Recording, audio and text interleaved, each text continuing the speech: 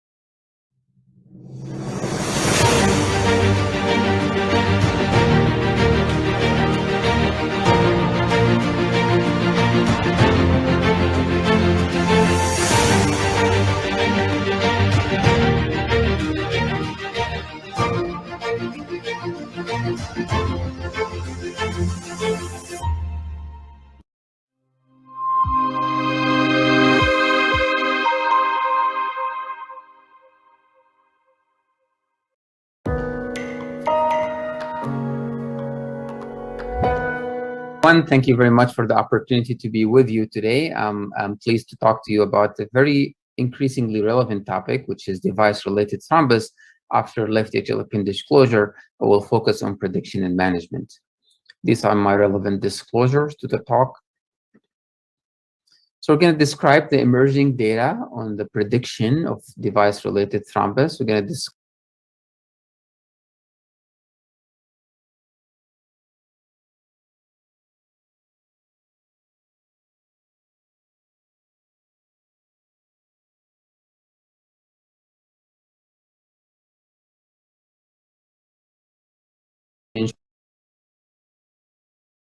will lead to a downfall. So even though the person might be very strong, or the left atrial appendage therapy might be strong, but it has this weakness that might lead to a problem in the future if it's not addressed adequately. So we do consider the DRT as the Achilles heels of the procedure as of now. How common is that? How common do we see device-related thrombus? So this is the summary of the data that are available. So the PROTECT AFib and the PREVAIL trial and their continuous access registry have shown a rate of 3.74%, but the most worrisome aspect that about a third of those were detected outside of the protocolized imaging. So despite having multiple TEE scheduled, a lot of those, one-third of them happened outside of the imaging that was already scheduled and planned. In another meta-analysis of over 10,000 patients of 66 study, the pooled analysis showed a rate of 3.8% of device-related thrombus. Fortunately, with the newer devices, that might be a little bit less. In the Pinnacle Flex study, the device-related thrombus happened only in less than 2% of patients. So is DRT important? Does it lead to problems or not? The consensus that it does, we started learning about that with the first data from PROTECT-AFib and PREVAIL, where we saw that patients who had device-related thrombus had 4 times more stroke or systemic embolization than those who did not. And that data was replicated in a meta-analysis of 66 studies, which also showed that there are odd ratios over 5 of having an ischemic stroke if you have a DRT. And if you only restrict the analysis to randomized trials and prospective registries, you'll still see about the same odd ratio of 4. So the data is overall consistent. The only outlier is what we have seen from the Evolution registry, which is a prospective registry of the Watchman device, where in that analysis, it showed that there was no difference between patients who had device-related thrombus and not with regard to stroke. But the totality of the data really confirmed that it is important. We've seen also now more of that in the recent DRT registries. There are 2 dedicated DRT registries, and both showed that DRT is associated with more strokes and more adverse events. So can we really predict that? Can we risk stratify patients and say, if you're at very high risk, maybe this is not the right therapy for you? So let's look at how studies have tried to characterize risk factors for DRT. So in that paper from the PREVAIL and the PROTECT-AFib trials, the authors identified 5 risk factors: left atrial appendage size, history of TIA, permanent atrial fibrillation, ejection fraction, and vascular disease as independent risk factors of having a device-related thrombus.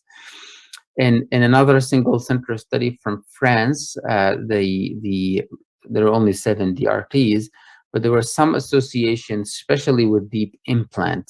If the device was implanted deep, then there was more chance of having device-related thrombus. The other risk factors are identical to the ones identified in the prior studies. In the Evolution trial, they also found 1 risk factor, which is permanent atrial fibrillation, already known. Again, now in another multi-center registry, which included about 400 plus patients, there were 26 DRTs, and they found that if the patient was older, if they had a history of stroke, or if they were not on dual antiplatelet or anticoagulation on discharge, they were more likely to have device-related thrombus. In the meta-analysis that we performed of over 8,000 patients who were discharged on short-term anticoagulation after the procedure versus those who did not, they were only discharged on antiplatelet, there was no difference in the risk of device-related thrombus. So the type of medication so far doesn't seem to be have a major impact on DRT. In another study, though, the same thing from the Watchman prospective registries and randomized trials, it showed the opposite. It shows maybe antiplatelets is relevant. Maybe having an anticoagulant is protective against DRT. So to solve this little bit of inconsistency in the data, we have compiled a global device-related thrombus registry of over 35 sites worldwide that contributed several hundred cases. 1/3 of the patients had DRT and 2/3 did not have a DRT. And the goal was to come up with a DRT score. And these are all of the variables we looked at. We looked extensively at clinical characteristics. We looked at anatomy, function, and even blood test characteristics. We looked at procedural factors, deep implant, type of device, size of the appendage, how many times we've recaptured, how many devices we've used, and procedural complications. And we looked at the type of post-procedural treatment and its impact on DRT. So what we found is that there are 5 important risk factors for device-related thrombus. 1 is hypercoagulopathy, not really modifiable. Pericardial effusion is a 2nd, renal insufficiency is a 3rd, and then we have deep implant and permanent atrial fibrillation. I highlighted the 3 on the top because they're novel, ones. The two other ones, the deep implant, the permanent atrial fibrillation, we had known about that from prior literature. So if you combine all of those risk factors in a score, if you have more than one of those risk factors, then you're twice as likely to have a device-related thrombus. If you take the overall rate of 4% and you say, well, I have two risk factors, then my risk is double, that equals to 8%. It may be more risk than benefit at that point to subject the patient to a left atrial appendage closure, at least using endocardial devices. So if you summarize all of the risk factors that we identified in our registry and that were identified in prior studies, you'll find age, prior stroke, coagulopathy, permanent AFib, low ejection fraction, vascular disease, renal failure, left atrial appendage diameter, implant depth, and procedural complications as risk factors. We're not sure if the type of treatment still is a valid risk factor.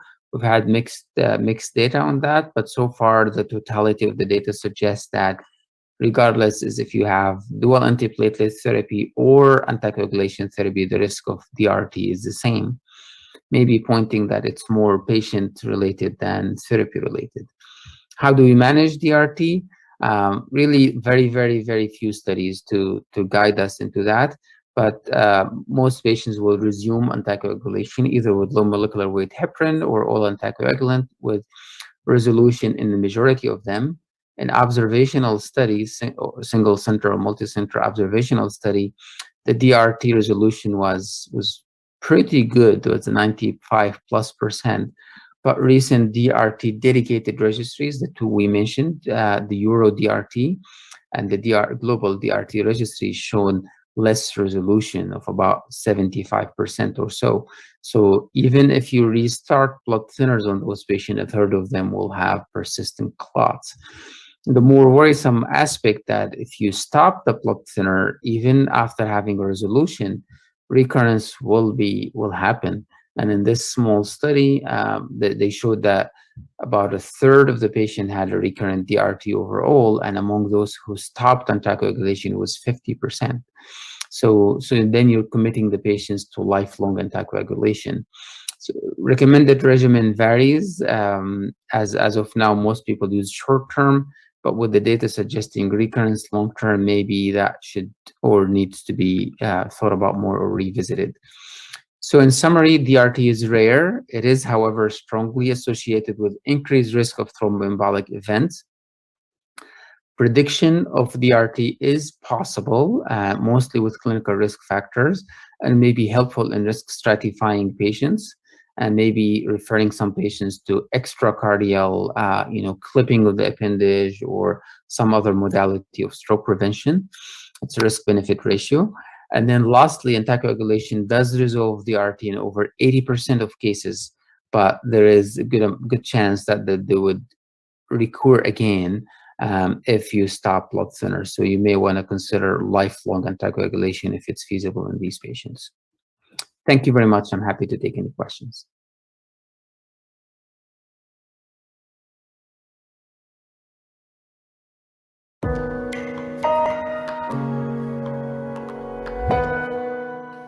Thank you very much to the organizers for inviting me. So my topic is current state and future of LAA closure. These are my disclosures. So you all know that patients with atrial fibrillation are at a very high risk of recurrent embolic stroke. And when you see here, the CHA2DS2-VAS score gives you the annual risk of stroke in these patients. That means with the CHA2DS2-VAS score of only 3, your stroke risk within 10 years is 32%. Atrial fibrillation is a major cause of stroke. Anticoagulation is effective in preventing stroke, but it is difficult in clinical practice with warfarin and also with NOACs. The problem is that there are many patients who are just not good candidates for a really long-term anticoagulation. This is a typical clot in the left atrial appendage. How often have you seen a clot somewhere else in a patient with lone atrial fibrillation? probably very unusual, and therefore LAA closure is a logical approach, a logical treatment option.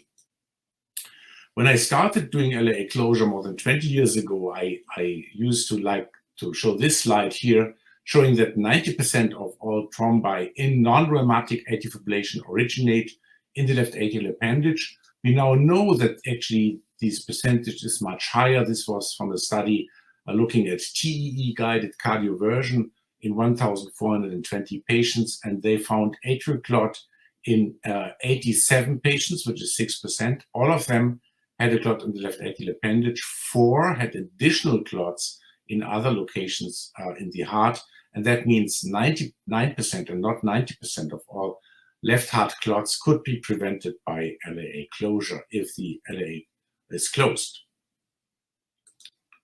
LAA closure, for this reason, is a causal therapy instead of a symptomatic therapy, and a local therapy instead of a systemic therapy. And this is something we always want to achieve in medicine. We want to have a local therapy and a causal therapy. And these are some of the devices which have been developed over the last 2 decades to close the left atrial appendage. The most commonly used devices are the Watchman Flex and the Amulet device. How to close the left atrial appendage? It's a transfemoral access, local anesthesia, TEE guidance. Some patients may need sedation or even general anesthesia for the TEE. Ice can be used instead of TEE. It's a less than 1 hour procedure, and hospital stay is 1 to 2 days. This shows you an example. TEE, the device in place, here the final angiogram after closure of the appendage with a Watchman device. Where is the evidence for LAA closure?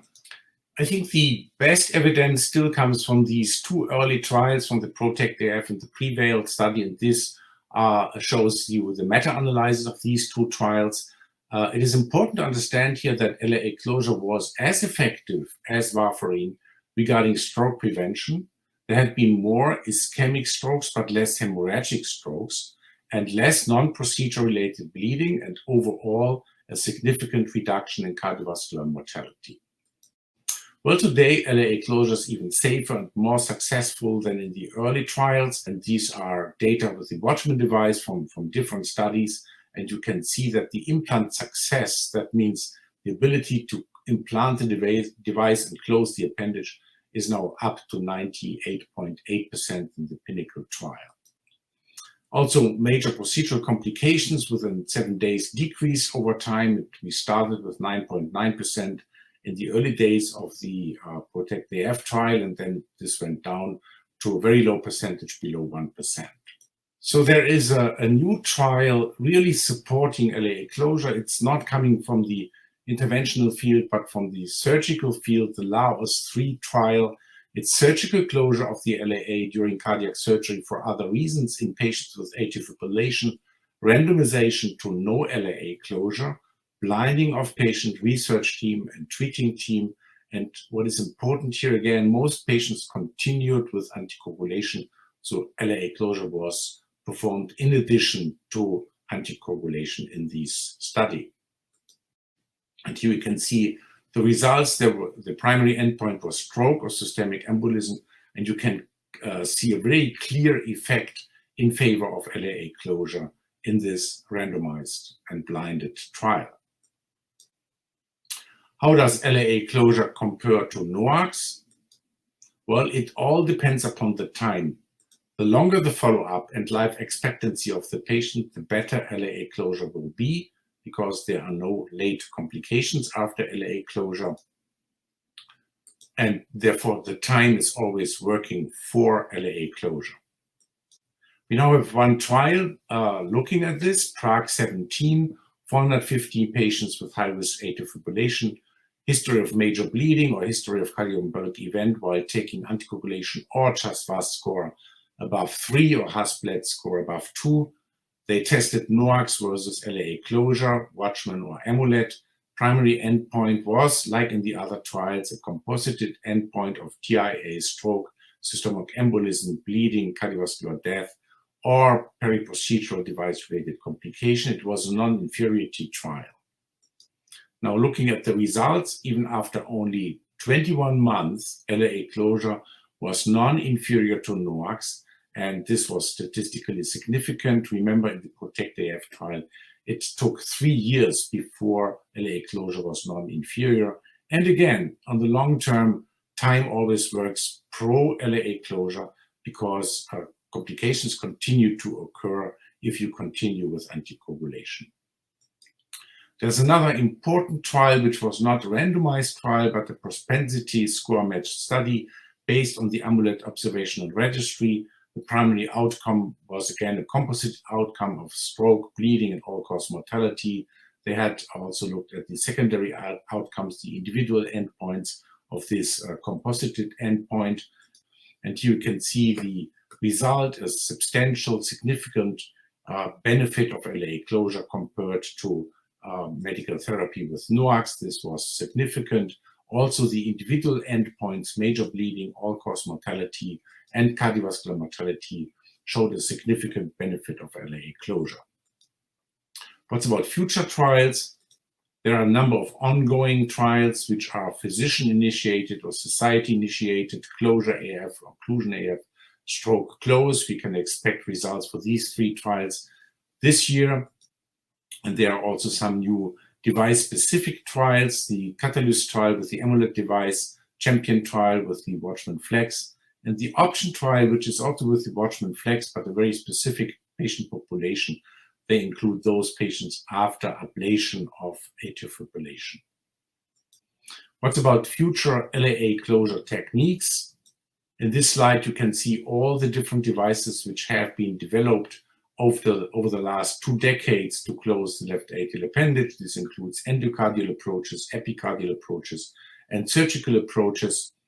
You may think, oh my God, so many devices. Well, some already have disappeared or are about to disappear.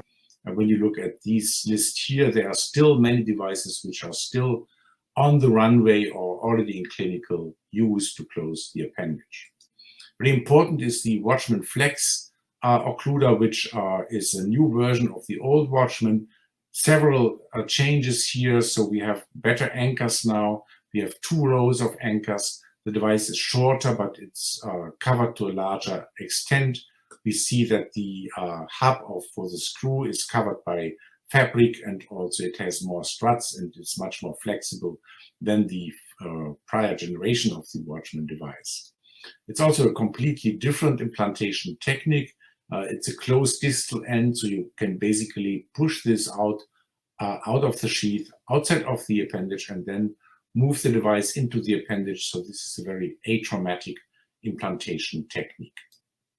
The other device which is currently used a lot is the Amulet device. I think most of you are familiar with it. It's a disc design, connecting waist, nitinol mesh, polyester patches. It comes in different sizes, of course. The proximal disc diameter ranges between 22 and 41 millimeter. And third device, which is used in clinical practice in many countries, is the lumbar device. It's again a disc design. It has a very short landing zone, very proximal implantation technique, and anchoring is achieved by 3 mechanisms. And these include compression of the device, hooks, and these large barbs, which make embolization of the device almost impossible.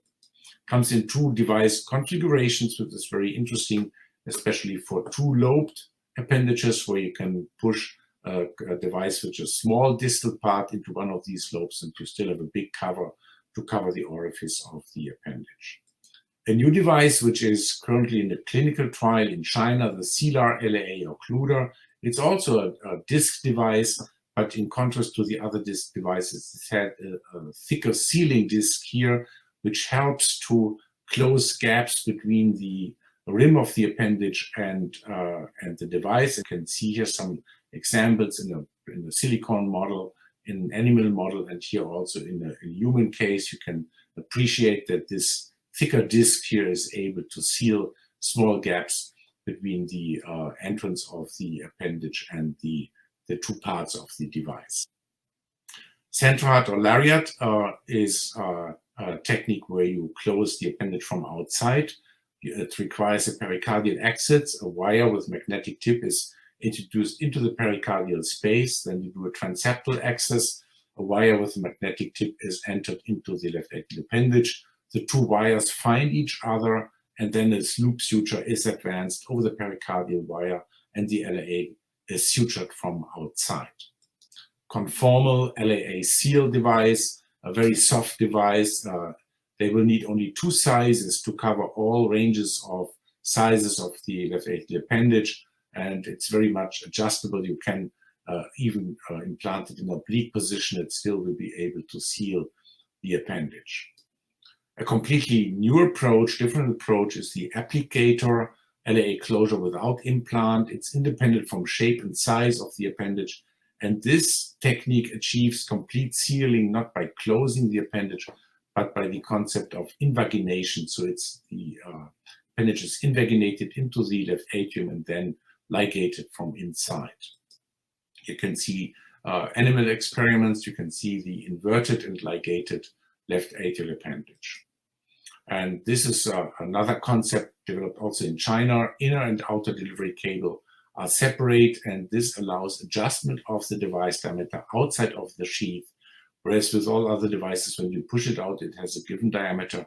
You can change the diameter when the device is already in the appendage. Omega Eclipse, another device which is consisting of a distal part and a proximal disc, but they are mounted together in a different way, so such that the disc is really pulled into the appendage, and this helps to really seal the orifice of the appendage. This device already has CE mark. Laminar, another completely new concept. It's largely independent of the shape and size of the appendage. Rotation of the device closes the appendage, and then only a very small part of the device is actually sealing it, and it's exposed to the bloodstream.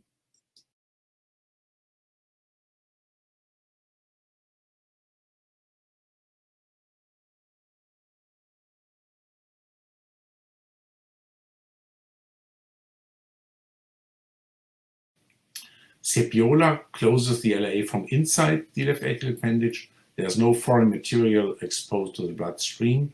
It's a suturing-like hermetic sealing. It fits all anatomies.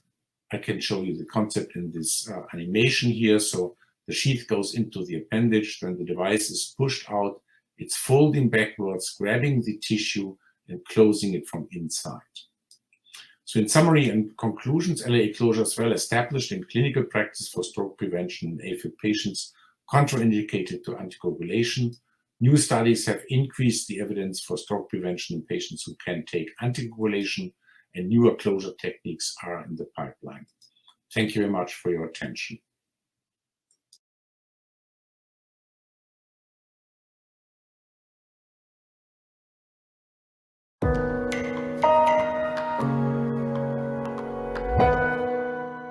Good afternoon, everybody.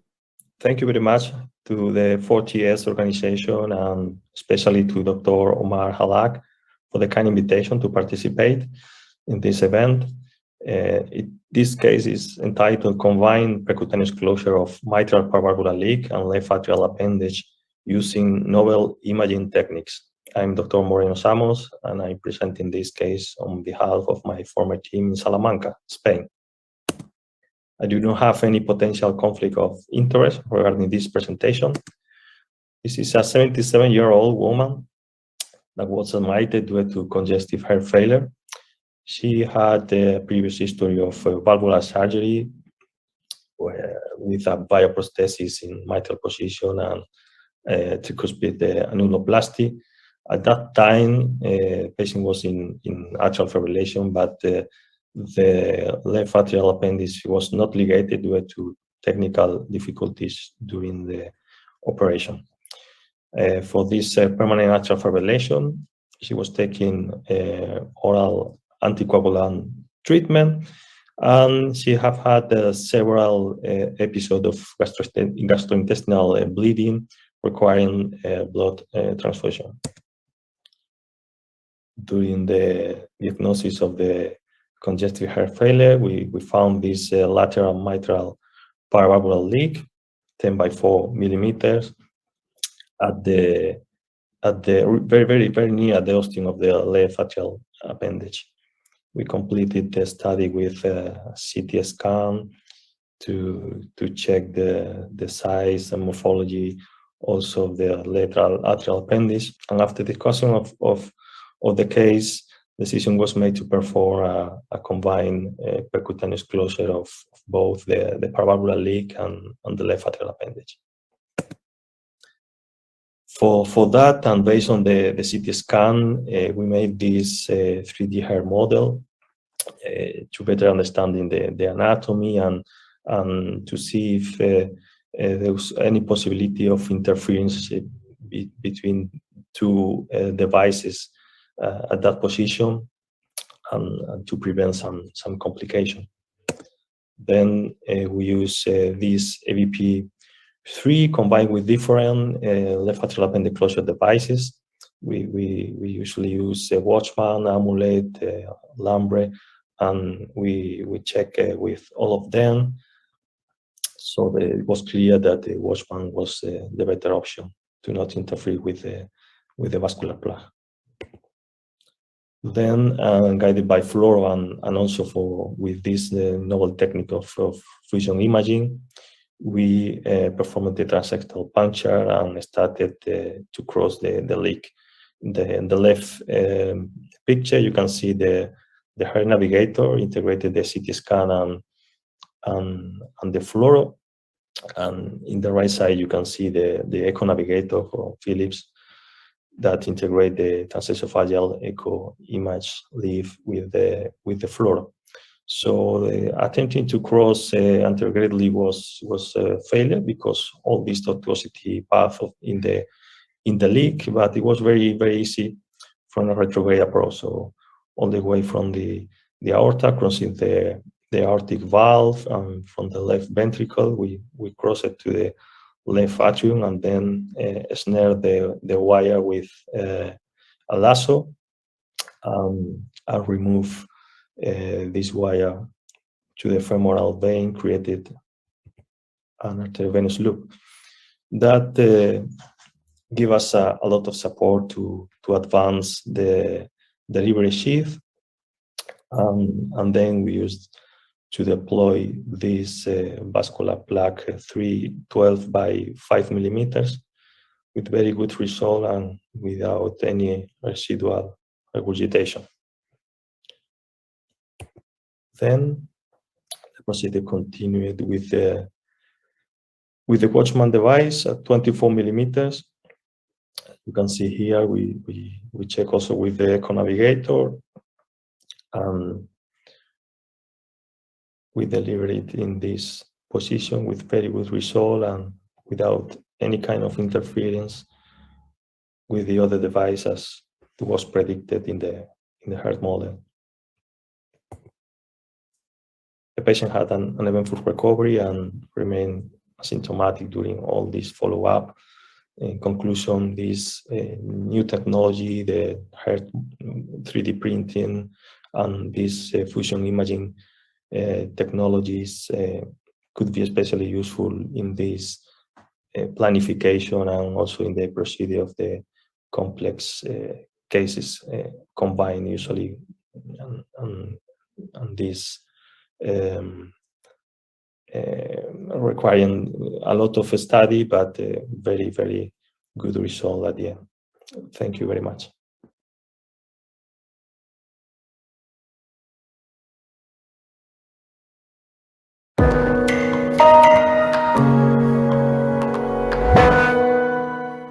Hello, everybody, and thank you for inviting me for presenting at 4TS 2022. My name is Mohammed Kintar. I'm the Director of Structural Heart Program at Sparrow Hospital in Lansing, Michigan, Assistant Professor at Michigan State University.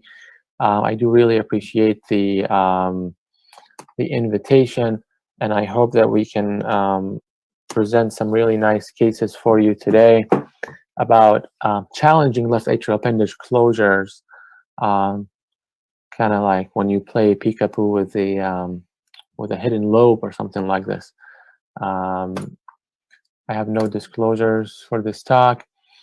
You know, I've always thought about this, kind of thinking out loud about it. In the past, we used to use one imaging modality, whether it's pre-procedural, intra-procedure, or post-procedure, which typically was the transesophageal echocardiogram. In the past few years, people have been using more modalities to implant a Watchman or amulet or left atrial appendage closures. For example, we've been using a combination of CTA for sizing and rule out appendage thrombus pre, and people are using it post as well. And some people like myself, they use ICE for implantation of Watchman. And sometimes for select patients, especially with patients with kidney disease, they use TEE. And challenges, I think they still do exist in correlating measurements on different modalities. And obviously fluoro is also sometimes used for sizing and kind of used to kind of understand what's going on with the appendage. The appendage is a very interesting structure, as you guys all know. So you have to keep this issue in mind when you're trying to use different modalities and trying to implant a device. Our program is 100% ICE intra-procedure, and we use a combination of CT and TE for pre and post care. And this issue has been well studied. With TE and also with ICE, when you are trying to size the appendage, your measured maximum diameter could be less than the actual maximum diameter just because of the way you're cutting the appendage.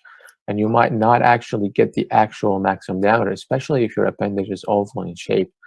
And the CT-based sizing, it kind of makes sense. It should be an accurate measurement of the maximal diameter of your appendage. And the study by Chow and Open Heart in 2017, it's a very clever study. It wanted to see how much accurate or correct sizing does DE give you versus CT. And without going into the details of the study, they found that only 58% of the times TE maximum diameter is accurate, and about 82% of the times the CT mean diameter is accurate for the final implant. So what they used is what kind of device did that appendage close with, and how did it correlate with the measurements on TE and CT. And that's kind of eye-opening to see that TE is only 58% of the time correct. And if you really understand how TE works, you shouldn't be really surprised about these findings. So it's really nice when everything adds up, right? When the appendage is like a windsock appendage and everything is adding up. Like this is a case I did with ICE. I did a TE before, and you can see that the maximum diameter of this appendage is about 16. And even on fluoro RAO caudal view, it was 16.2. So for cases like this, you probably are okay.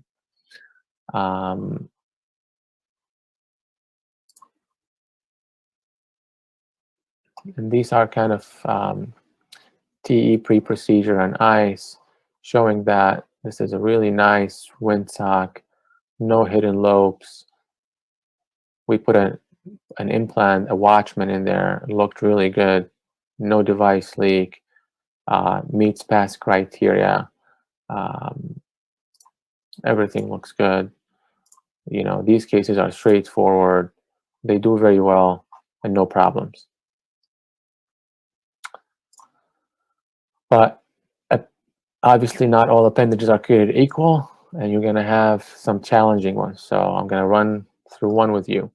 7-year-old male, he's got hematuria, persistent atrial fibrillation, Jets FAST of 5, Has-Bled of 5, referred for left atrial appendage closure for the hematuria, and also brain bleeds and falls. We did a TE prior to the procedure. His creatinine wasn't normal, so we didn't want to do a CTA, and we were planning for ICE for intraprocedural guidance. And this is his TE prior to the procedure, just a baseline. There's no thrombus in the appendage. The appendage actually does not look that hard to close, at least from the views that we're getting. And this is the 135 view. We did some explain, trying to see if we're missing a lobe here. There's a hint of something there. 3D looks like it's a nice appendage to close. No issues at all. So we went ahead, and these are all the 4 views that you can imagine. There's a hint that it's a bilobal appendage, but it didn't look like it was going to be a challenging one. So the measurements are consistent by eyes and by TEE, at least initially. So we planned for a 24 millimeter Watchman flex, and we even measured it on fluoroareocaudal. And you can see that it's pretty close. It will fit a 24 all day long. So we're taking a fluoro picture, and you can see that there's this lobe here that we kind of saw when we were doing our implant. And interestingly, that lobe didn't close with a 24 millimeter Watchman flex. So we went back to ICE and we worked really hard to try to understand where that lobe is coming from. And you can see maybe there's a hint of color going in there here on ICE. So we know it has to be, on the posterior end, at least by fluoro, and boom. There's a very early lobe that on the initial ICE interrogation and on the pre-procedure TE that it was missed. And obviously, we were measuring only this, but now you can see there's an entire lobe that is not covered. So we said, okay, no problem. Well, hopefully we'll size up to a 27 Watchman, and hopefully this should be okay. However, unfortunately, that lobe is still, uncovered. And it was really challenging to kind of understand, why is this happening?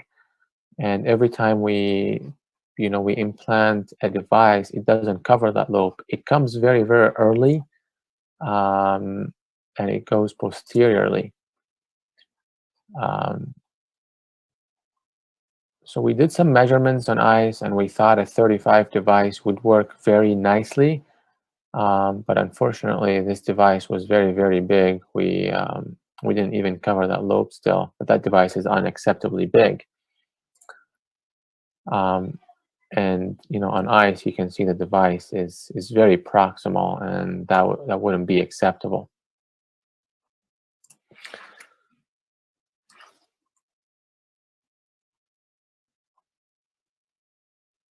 So now we did a lot of hard work, and we tried to find the exact maximum diameter by ICE. We thought it was a 23 millimeter. So a 31 device was used successfully to close this appendage. And you can see that that lobe is filling late, and it's closed well. And with ICE interrogation, this lobe is well covered, and no issues at all when the device was released. This probably was one of the most challenging left atrial appendage closures that I've done in a while. But the patient actually it's very good, and this is it was not a very good quality TE at 45 days. Again, his kidney function is not very good. He's got CKD stage 4, and we did a TE 45 days post, and it looks really good. There's a little bit of slight shoulder, but it meets past criteria, and the patient was taken off Xarelto successfully. So appendages are not created equally, and I hope I demonstrated to you that there are some cases that are very challenging. And in this case, you could have, maybe it would have been better served with an amulet. But again, a baseline TE, we didn't have any issues. We didn't actually anticipate that it's going to be that hard. Different modalities exist to examine the left atrial appendage. Just be aware of that. And I think operator needs to understand the anatomy and the modality, strength and weaknesses of everything.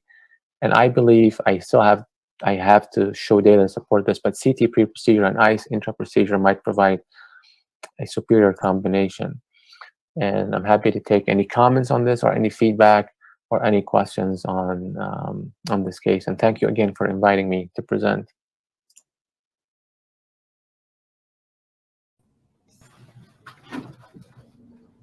Thank you very much.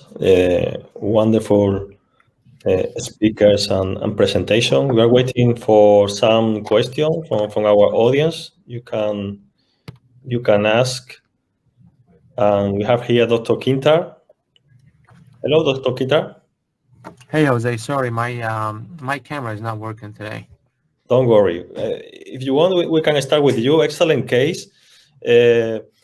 What's your usual approach, pre-procedural? You are using always transesophageal echo. In some cases, you perform a CT scan to better understand the configuration of the left atrial appendage. I think that's a great question. I think our approach here is we try to utilize CT scan for left atrial appendage closure because we believe that the CT scan will give you the actual kind of the maximum diameter. There is like a, bilobal structure or hidden lobes. They'll show it to you a lot better than the TE, especially sometimes the TE, you have difficulty kind of finding the right angles and kind of finding the right or all the lobes.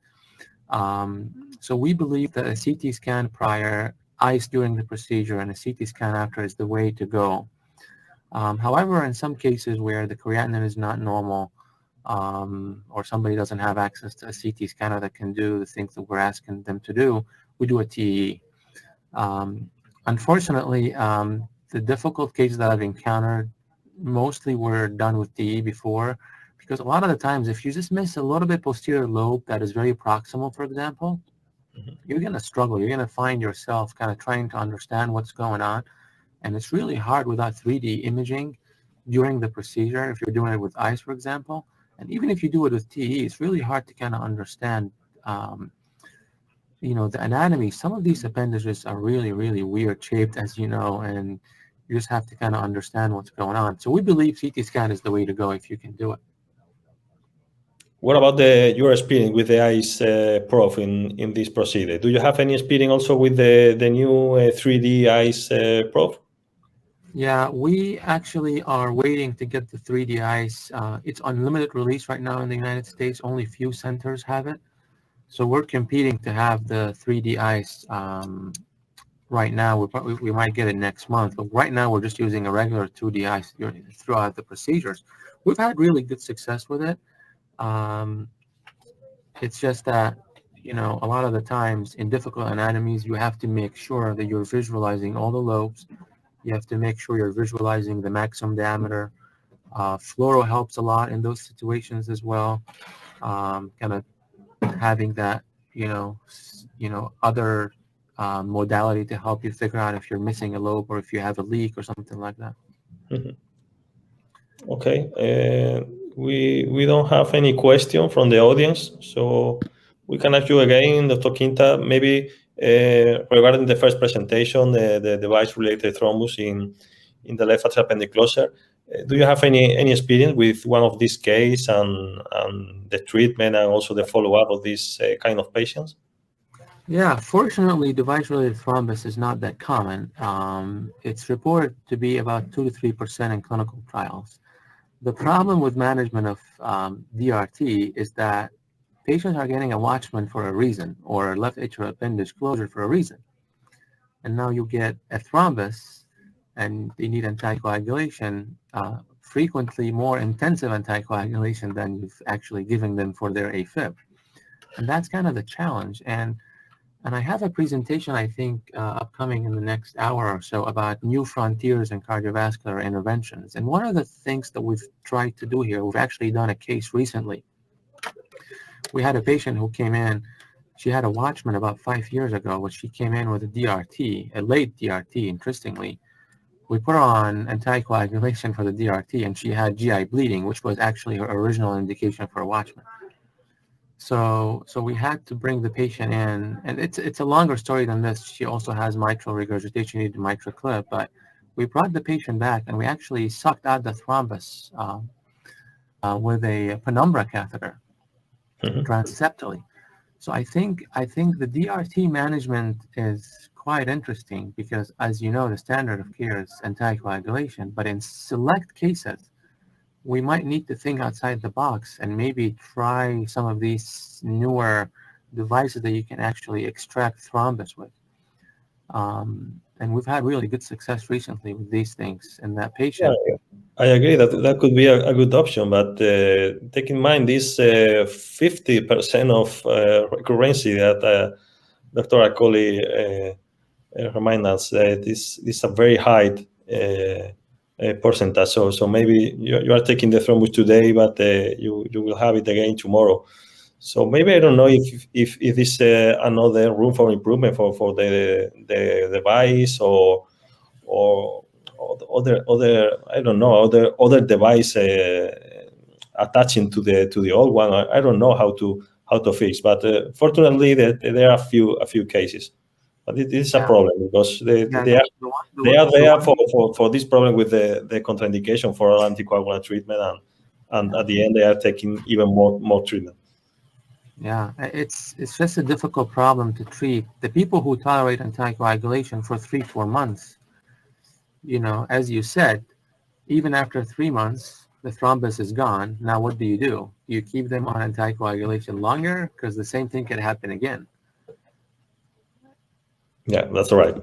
So about my case, it was of course for a very an operator with a lot of experience. There's no need of all this armamentarium of the hair model or the Echo Navigator. But I think it's quite useful, especially for the learning curve for the doctors that are learning the technique, the better understanding of this anatomy. Do you have any experience with these fusion imaging techniques or with heart models? Can you repeat the question, please? Yeah. If you have some experience with using 3D heart model or using fusion imaging for especially complex case in left Yeah, atrial I think 3D modeling and 3D printing is very, very useful. Unfortunately, in my current institution, I don't have that. Where I trained at Henry Ford in Detroit, they had a really good 3D printer, and they are very facile with 3D printing. And I think there is a role for left appendage closure for 3D printing. I do believe that it's a lot less needed with the current devices than like say other complex procedures in structural heart. But if you do a CT scan and you suspect some tri-lobed appendage, and you need really to understand how to approach this, and especially which kind of guide you're going to put in and what kind of device is best suited, I think 3D printing is very, very helpful. And the 3D printers are actually not that expensive. Like if somebody's really interested in establishing something like this, I think it's very affordable, and it's pretty user friendly. Do you have any Okay. experience with 3D printing for left atrial appendage closure? Yeah, yes, but as a proof of concept, some selected cases, we don't have also the possibility in our center. So sometimes we are collaborating with other centers that are more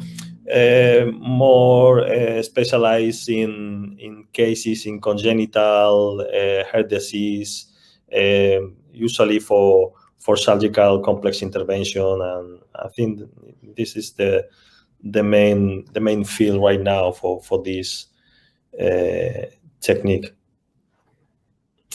Okay, so we don't have more questions. Thank you very much, Dr. Kinda, for your presentation and asking all these questions. Thank you very much. Thank To the you. Thank you audience. for inviting me. And I hope the Congress will be a great success, and see you in the next section. All right, we'll see you next session. Thank you. Goodbye. Thank you. Bye.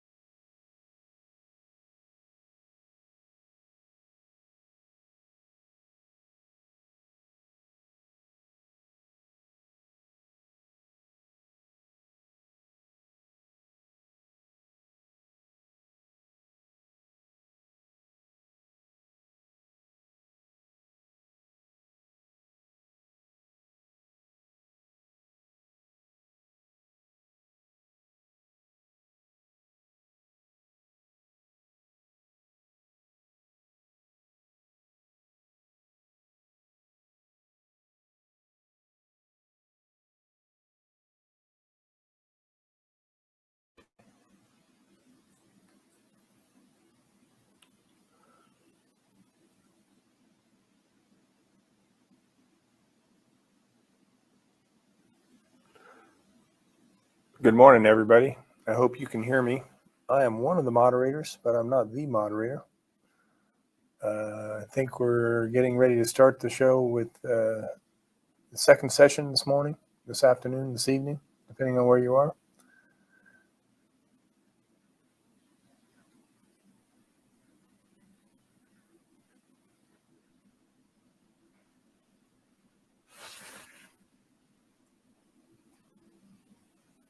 Good evening. Good evening.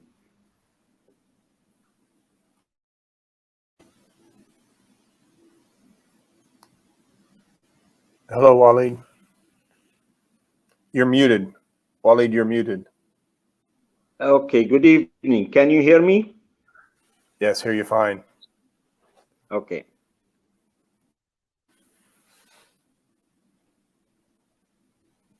So it looks nobody has joined the.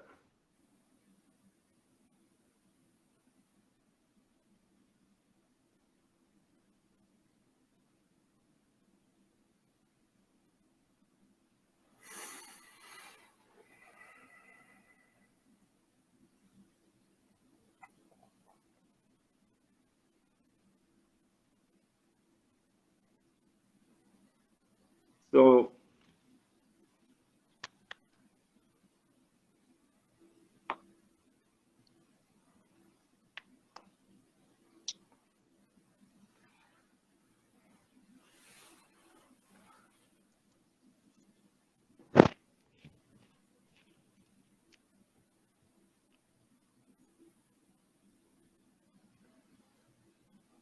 Dr. Kadro is having some technical difficulties. No, I'm not. I don't have technical difficulties. Just I decided to hide my picture now. But I'm listening, and I can see everyone, but I haven't seen any other people from the panels.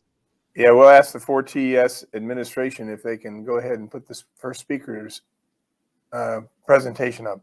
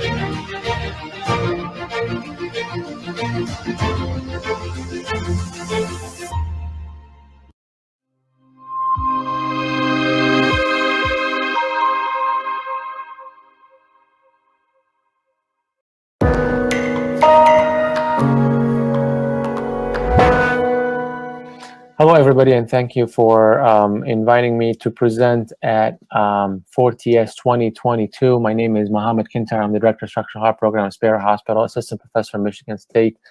I'm happy to present about new frontiers in cardioembolic patients. I'd like to thank my Henry Ford mentors for their help in training me for these kinds of procedures. And just to give a very quick background about cardioembolic strokes, data from multiple studies have shown that about 20 to 30% of all ischemic strokes are cardioembolic. And as we all know, ischemic strokes are the most common ones. About 85% of all strokes are ischemic. And of those 85%, about 20 to 30% of ischemic strokes are cardioembolic or you call them cardiogenic embolic or cardioembolic. And in the 2021 AHA guidelines, this was also reproduced to be the same amount of cardioembolic strokes. So it is a sizable amount of patients out there that they have this problem. And obviously, we all know the causes of cardioembolic strokes. The most common one by far is atrial fibrillation, and that's something that we need to all be aware of and to rule out every single time. About 50% of those cardioembolic strokes are due to atrial fibrillation. However, the other 50% are a combination of things. It could be intracardiac thrombi, LV thrombus, left atrial appendage thrombus, vegetations, tumors, fibroblastomas, and other things. And not only these things can cause stroke, but they can also cause other systemic emboli. And the management of this other 50% is not as well studied, it's not as well documented as the atrial fibrillation ones. And the goal of this topic is to give you some case examples to think about. And I'm not saying that I have the right management plans for every one of them, but I think the goal is to make us think about these cases, and in 2022, trying to see if we can include some of the new technologies in treating these patients. For example, case number 1, 50-year-old female. She's healthy. She came in with acute ischemic stroke and systemic embolism. She actually had a big embolus into her left arm, and her brachial artery had a big thrombus that had to be removed. The workup in the hospital was all negative. Her labs were normal. Her thoracic echo was normal. She didn't have an atrial fibrillation but to know about, and not even in the hospital we couldn't detect an atrial fibrillation. Hematology worked her up for hypercoagulable state, and it was all negative. But the TE showed the following. This is a 3D rendering of the aortic arch. That's the ascending aorta there, and you can see that there is a massive snake-like clot that is coming off of the aortic arch in an area that had likely had a plaque rupture in the ascending aorta. So how would you approach this case, right? Do you know the diagnosis? Is this a thrombus, or is this something else on top of something else? We don't really know. It looked like a thrombus, but how would you treat this patient? She had a stroke and a systemic embolism.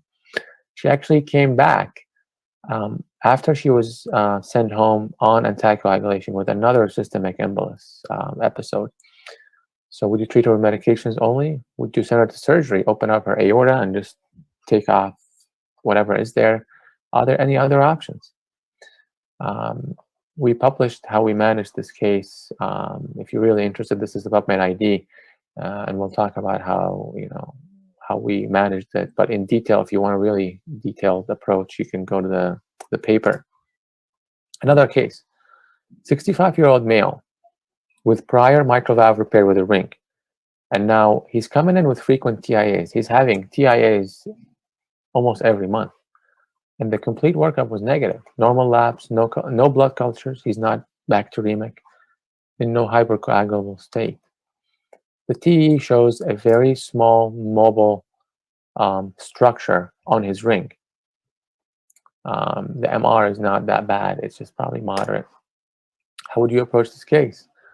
Do you know what's on the ring? Is it an infection? Although the blood culture doesn't really show anything, he's not febrile. Is it a thrombus on the ring? How would you treat the patient? He's having frequent TIAs. He's on anticoagulation. Medications only? Would you take him back to surgery? Do you have other options?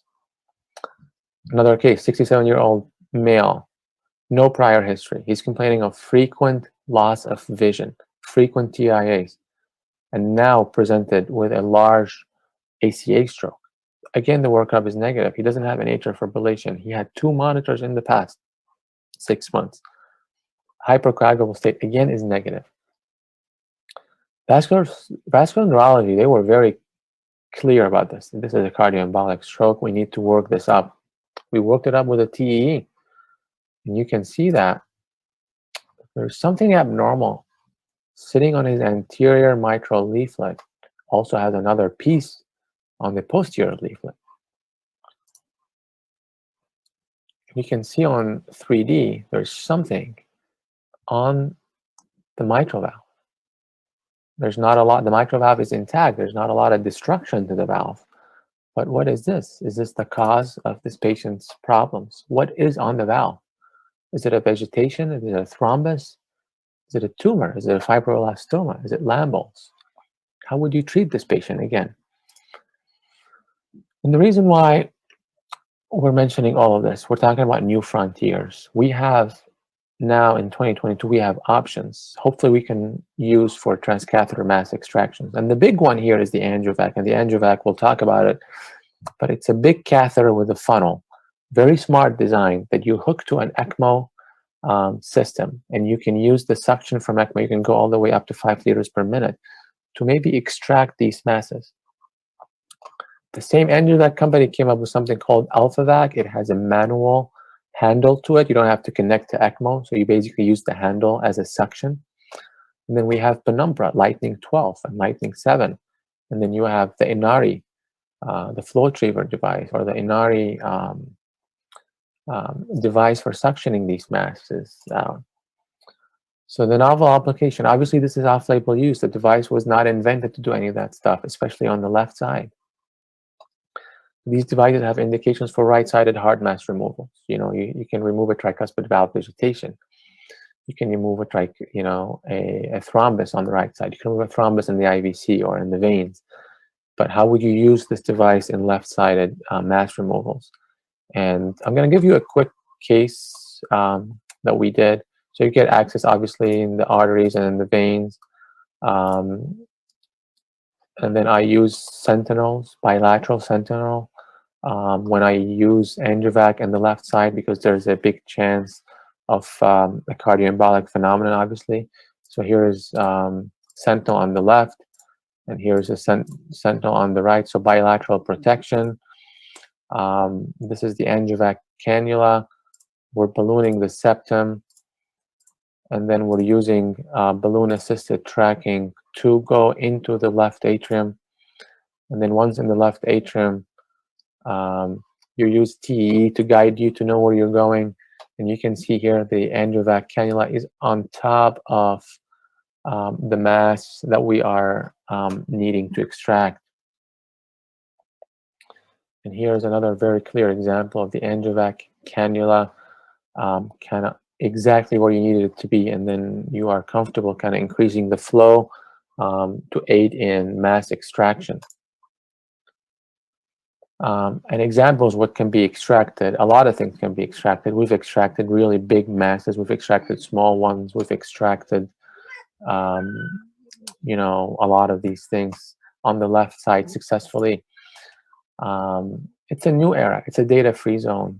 We don't know the long-term follow-ups. We don't know the safety. We've done few cases, and we've had 0 complications, 0 strokes. And this one case that I wanted to show you here, this is a patient with 17 straight bacteremic days. He had a mitral valve vegetation. And this is his blood cultures right after the AngioVac. It's an immediate satisfaction. His bacteremia resolved, his fever resolved. The way I think about this is this could be a diagnostic tool or a therapeutic tool. So diagnostic tool, the mitral valve mass that's on the ring was a thrombus. The patient didn't have to go for surgery. We put him on anticoagulation, and he did very well. We are now collecting case series, more publications, data to come. Just stay tuned. There's a lot of indications for this. We need to think about the safety, potentially FDA approval, put it on label for left-sided stuff, maybe put some guidelines for that, and to have it accepted by the medical community. I hope I could present a case for you, maybe to be able to have another option for these complicated cases, and hopefully we can help these patients. And thank you for inviting me, and I'm happy to receive any questions.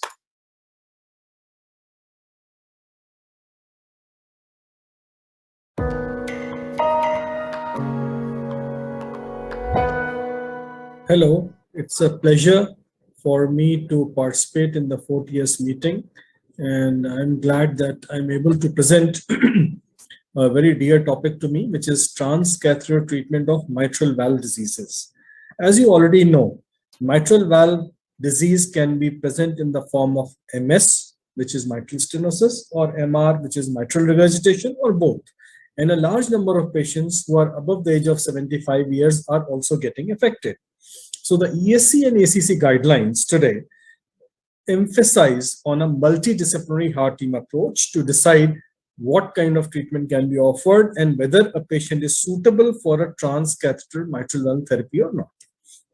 So we also understand that there is a severe symptomatic high surgical risk patients and there is a great unmet need at that place where the previously surgical valves which are failing now. There is paravalvular leak in these patients, and also in patients with post-TAVR, where there is significant mitral regurgitation, and multiple other patients where previous surgeries have already been done, who present with severe MR or sometimes even mitral annular calcification. So for mitral stenosis, I think it is we don't have to prove anything. Percutaneous mitral balloon commissurotomy, which is one of the first structural heart procedures, has now been proven to be of utmost benefit, and nowhere in the world surgery is performed as a first choice for clinically selected cases of severe mitral stenosis, non-calcific with a good Wellcome score are taken as class 1 or class 2A indications, especially if they are symptomatic. For mitral regurgitation, however, the first choice is surgery, but in those patients where surgery cannot be performed or is high risk, in these patients, various options exist. And one of the very viable options today is a transcatheter edge-to-edge repair, which is known as MitraClip. It's a class 2A indication. And also, I'll take you to other procedures like valve-in-valve implantation, which is known as TMVIV, or TMVMAC, which is valve-in-MAC, and PVL closure procedures, as you can see here. So this is a valve-in-ring, it's a valve-in-valve, and it's a valve-in-MAC, and it's a PVL repair. So all these procedures can be done through a transcatheter approach. However, the puncture which we do in the transseptal area has to be driven by a transesophageal echo and has to be done at a specific site so that the access to these procedures becomes easy. So that is something very important, because in PTMC or PBMC, the puncture is done without TE guidance, but here it is done through a TE guidance. Now, for a transcatheter heart valve approach for a mitral valve-in-valve position, it can be done through a transeptal approach or a transapical approach. But let me tell you, transeptal approach has been found to be very, very effective and very safe in many situations, especially when we look at the results of redo surgery, as you see here, are very high mortality. So we don't want to have that mortality, especially in the third operation or a fourth operation. And in these cases, we can use the balloon expandable valves, either the SAPIEN free valves or the MI valve, which is made by Merrill. Various sizes are available, and depending upon the size of the valve, we can select the valve to be implanted.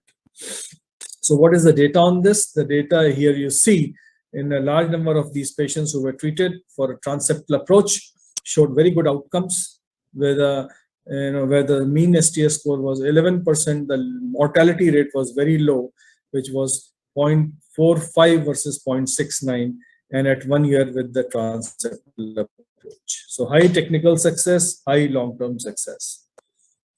So various kind of valves are there. So we have to know what is the radiological picture of these valves. And as you can see here, starting from Carpentier Edwards to Biocor Epic, Saurin. So we have to know which kind of valve looks how on the fluoroscopic image so that we can position the transcatheter valve appropriately. And the sizing is also done based on the true ID of these valves, which is available and is also available on the app, through which we can decide what kind of valve we are going to choose. In the TVT registry also, the all-cause mortality at 1 year was found to be much lower with the transeptal approach compared to a transapical approach. So this approach has now been approved, and it's preferable to redo surgery and has been approved for implantation. So this is one of the cases, just one of these cases which we have done, where a peri-mount valve was done earlier. She underwent a closed mitral commissurotomy earlier. So this was the fourth procedure actually for this patient at the age of 55 years. So what should we do? Of course, it will be a transcatheter valve. So we measure the valve on a CT scan. This is the first thing to do, and also measure what will be the LVOT area after the valve implantation. This can be done in the computerized process through a software. And the steps are that once we've done the puncture of the septum, we dilate the septum with a balloon. And once the balloon is dilated, we have the access to the valve now. And once the, so now you see that once the valve is in position across this prosthetic valve, we check it in the echo also.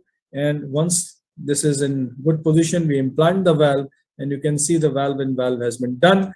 And there's a 3DT again showing very good, opening of this valve. There's no regurgitation and shows a very good outcome with no significant gradient also. The mean gradient is only 2.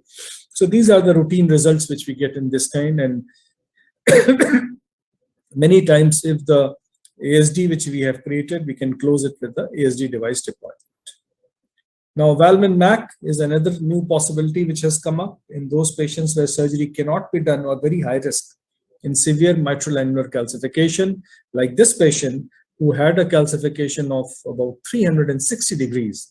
And this patient was rejected because he already had a first surgery for the aortic valve and also had some other surgeries. So he was referred to us for a consideration of a valve in MAC. So we did a CT again.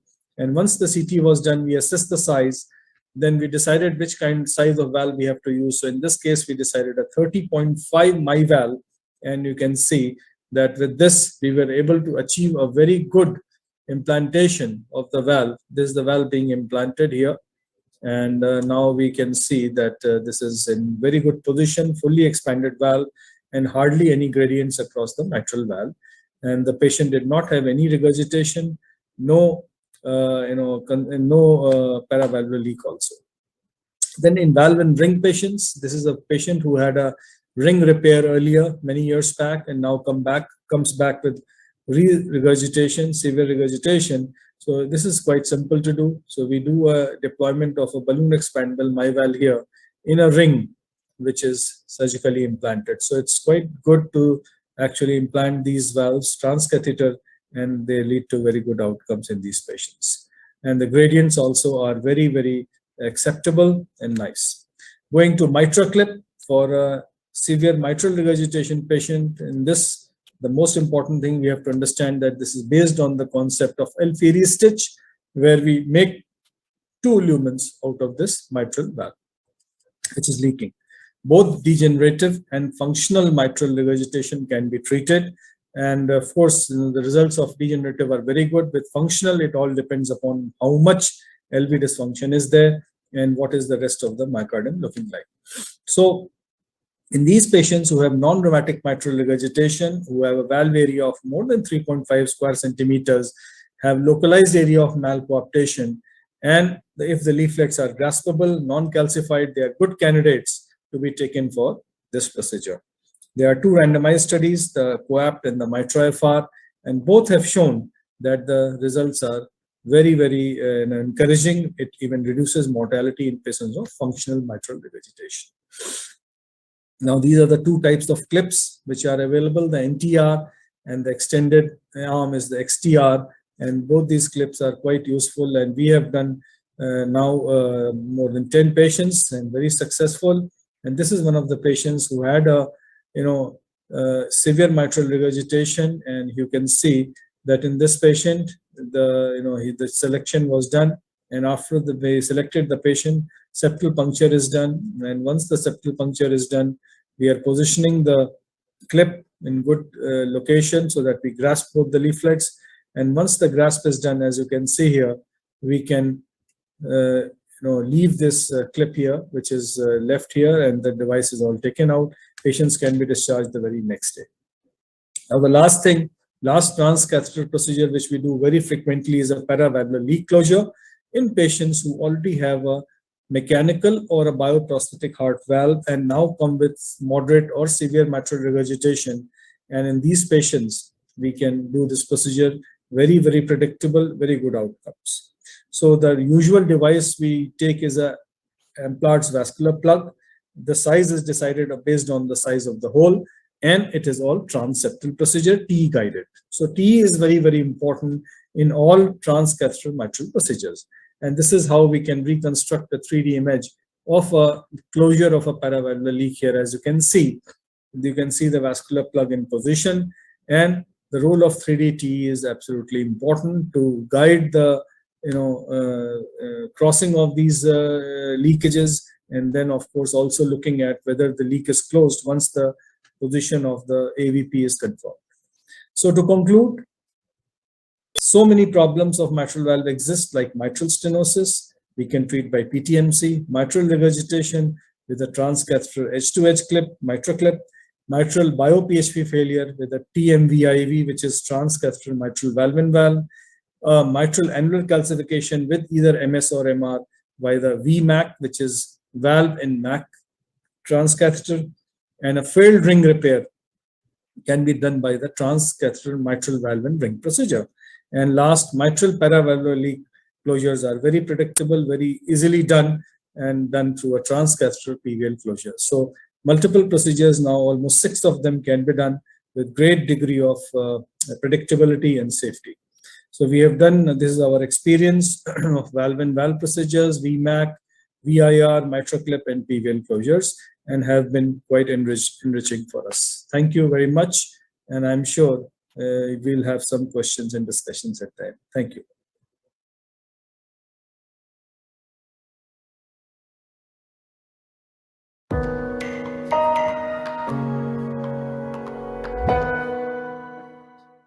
Mr. Chairman, ladies and gentlemen, first of all, I would like to thank Dr. Halak and Dr. Kreitzer for their invitation for this meeting. My talk is aortic valve disease, what patient for which valve in 2020. I'm a professor of cardiovascular surgery at the University of Titu Maiorescu in Bucharest and the chief of cardiac surgery in Sanador Hospital in Bucharest. So I'm a cardiovascular surgeon, but trained in TAVI. And I definitely agree, ever since Professor Cribier performed his first transcatheter valve implantation 20 years ago, that even as the media says, tens of thousands of patients don't need heart surgery anymore.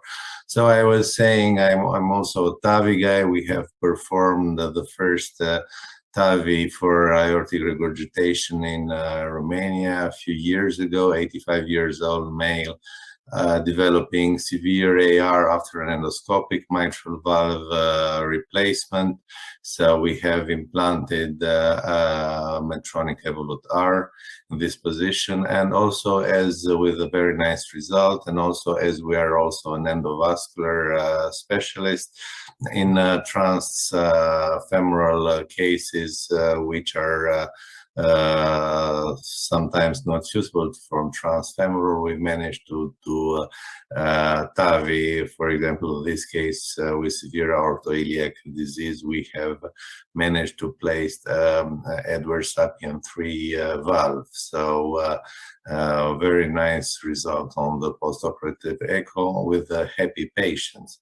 But what about this sporty 56 years old gentleman, or this lady with small aortic annulus, this gentleman 63, very sporty also, or this young 36 years old with aortic insufficiency? Because not everything that looks like a nail can be fixed with a hammer, and this is why the actual European guidelines state that in addition, the local expertise and outcomes data for the given intervention must be taken into account. So I'm chief of cardiovascular surgery at the largest university private hospital in Romania, and my team has over 1,000 minimally invasive heart valve procedure without sternotomy. So we don't do sternotomy for AVRs or for mitral valves. I think it's a brutal procedure which shouldn't be performed in 2020. We have worked closely with the University of Rochester to develop the RAM device, which helps in certain cases when you have someone has to do an AVR. And this is my friend, Dr. Jude Sauer, the inventor of Coronat. And also we have part of the Endoscopic European Aortic Valve Collaborative Group coordinated by Professor Marco Vola from Lyon. So why do we do minimally invasive mini thoracotomy video-assisted aortic valve surgery? Less pain, no sternal incision, a better cosmetic result, and very, very fast recovery. And as we are TAVI guys also, we all patients with aortic valve disease are planned like for a TAVI. So of course, angiogram, CT scan, and all of them are sized with software, which is called EndoSize, which help us to plan the best procedure for each patient. So it's we can call it personalized aortic valve treatment. Femoral cannulation, of course, central cannulation in minimally invasive surgery is dangerous and shouldn't be done.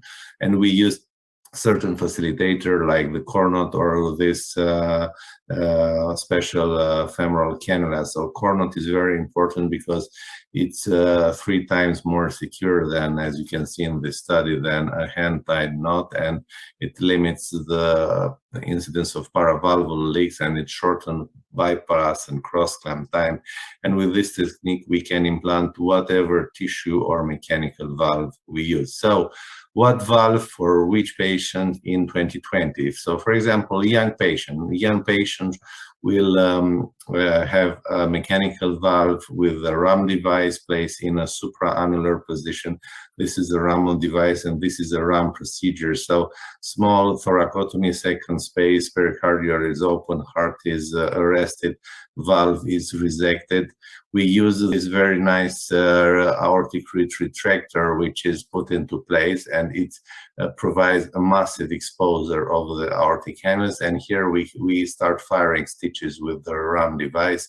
Around between 12 and 15 stitches are needed for a valve.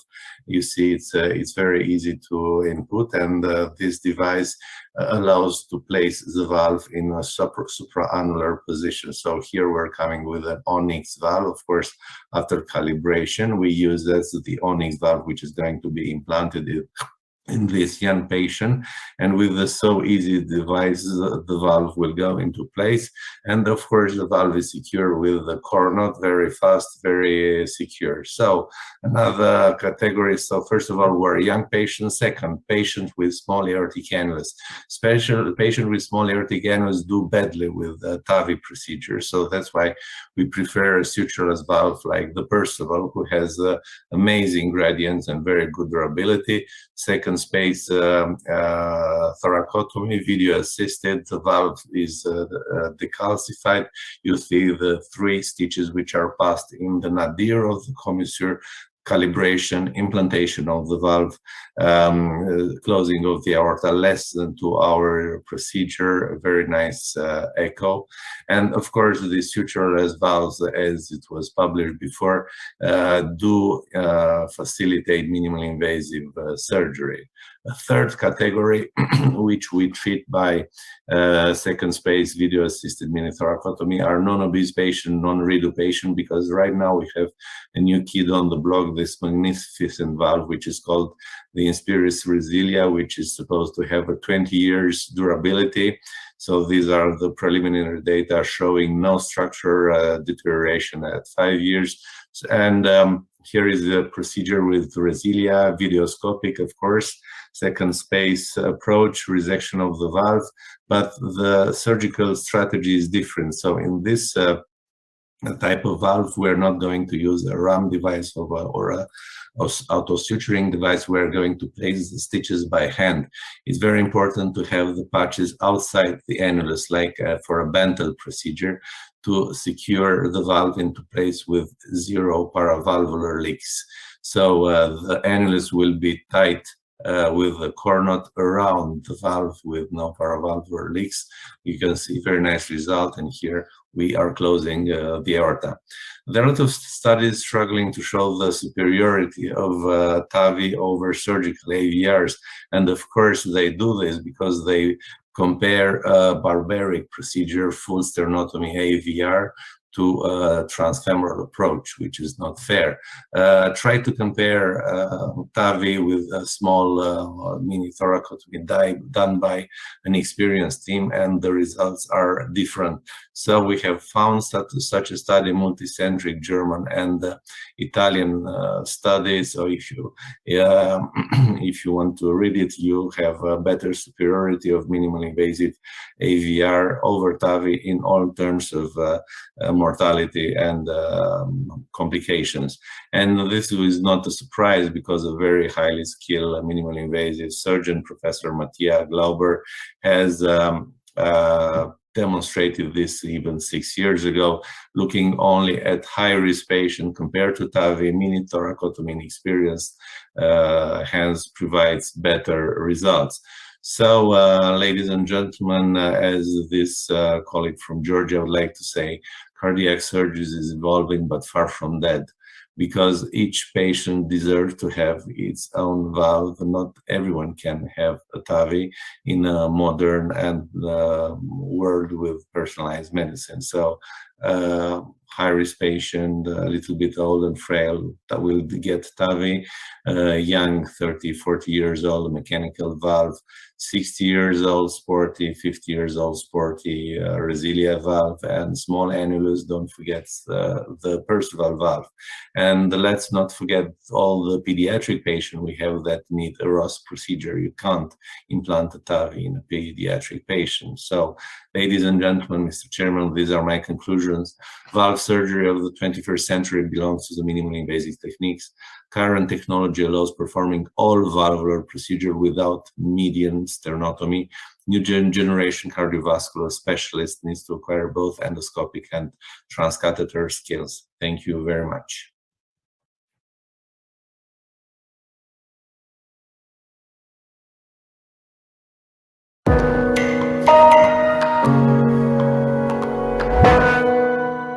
Hello, thank you for the opportunity to present at the 8th Top to Toe Transcatheter Solutions Conference. It is a great privilege, and I'd like to thank the program committee as well as the conference organizers. I hope that we can all meet in person in the future, but for this year, we are going digital. So, my topic, unresolved questions in structural heart disease as part of latest in structural heart intervention. My disclosures. 2 significant unresolved questions in structural heart disease, and they're based on the first bullet point. Currently, we're only doing a few hundred THV and THV procedures, TAVI and TAVI, or TAVR and TAVR.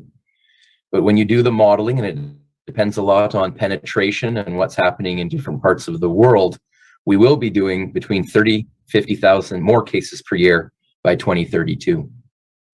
At all of the meetings over the last 18 months, lifetime management of severe symptomatic AS has been a hot topic.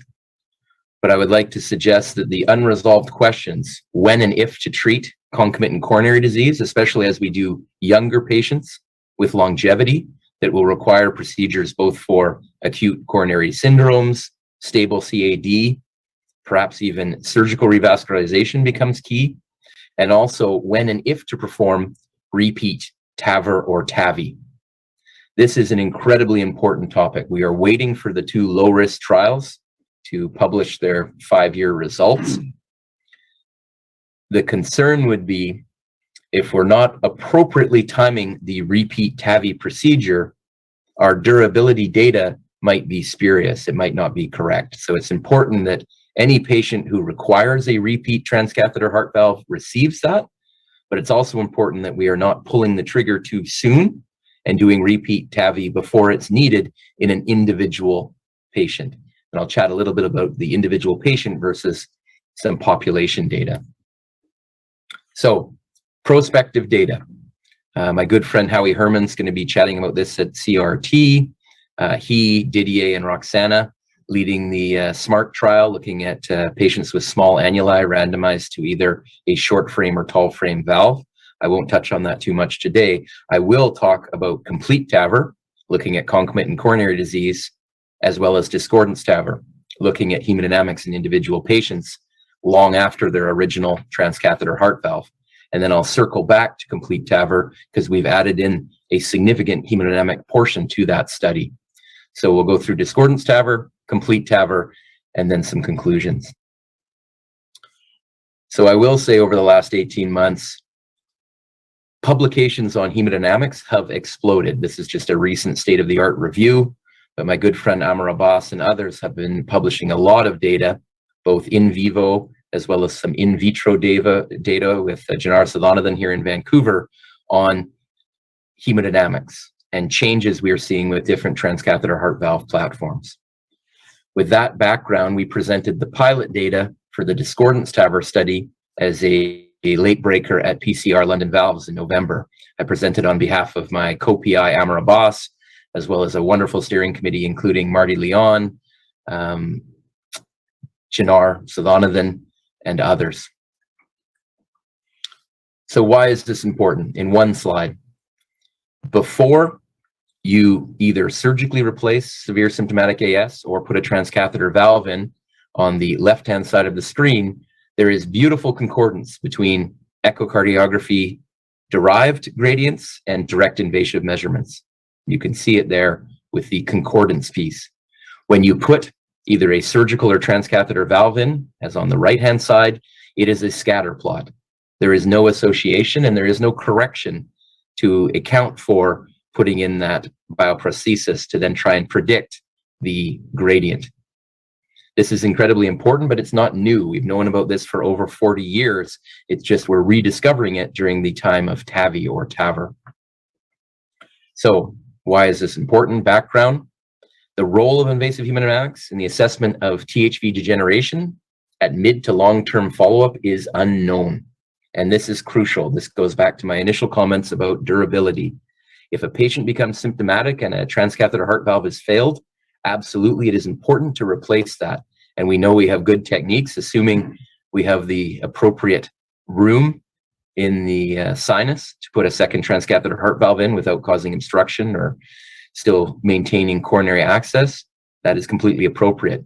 But putting a transcatheter valve in an individual patient too soon, we would argue, is also doing them a significant disservice. In select cases, a hybrid approach utilizing both echo and directive invasion measurements may be more accurate for predicting the need for valve reintervention. And you can see my colleague Amar has looked at self-expanding, balloon expandable, small, large annuli using short frame and tall frame valves, and has very elegantly shown this discordance in the acute setting, both right at the time of the transcatheter heart valve or within 30 days. What discordance TAVR is looking at is anywhere from 3 months to 10 years post-TAVR, bringing patients back and doing an on-table echo and invasive angiogram with hemodynamics. So this is the algorithm we've been using both for discordance TAVR and complete TAVR. We think it makes sense clinically to be using this as of 2022, as we're awaiting the long-term durability data and as we're awaiting the results of the SMART trial, discordance TAVR, complete TAVR. If you have an elevated mean gradient greater than 20, On a repeat transthoracic echo, we all know there's variability, so this needs to be a high quality echocardiogram, specifically looking at gradients in patients with a bioprosthesis, in this case a transcatheter heart valve, or you meet VARC3 criteria for stage 2 moderate hemodynamic valve deterioration. In Vancouver and other centers participating, we do a cardiac CT. If there's evidence of any valve thrombosis or halt, we put that patient on anticoagulation. If there's no sign of mischief with the leaflets, we then bring the patient in for an invasive hemodynamic assessment.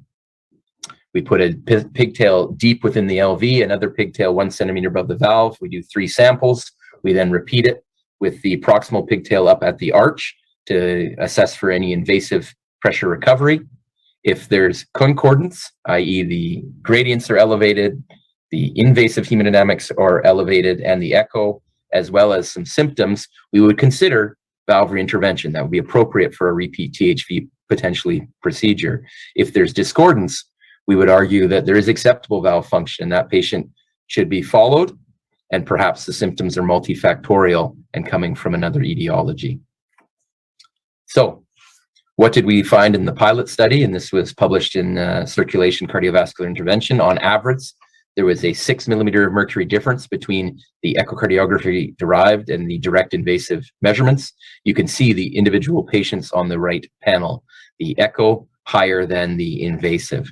What did that mean for our patients? And I think this really sums up our initial experience in the pilot study. All 13 patients obviously had an echo gradient on repeat greater than 20. 5 actually met additional criteria for moderate hemodynamic valve dysfunction.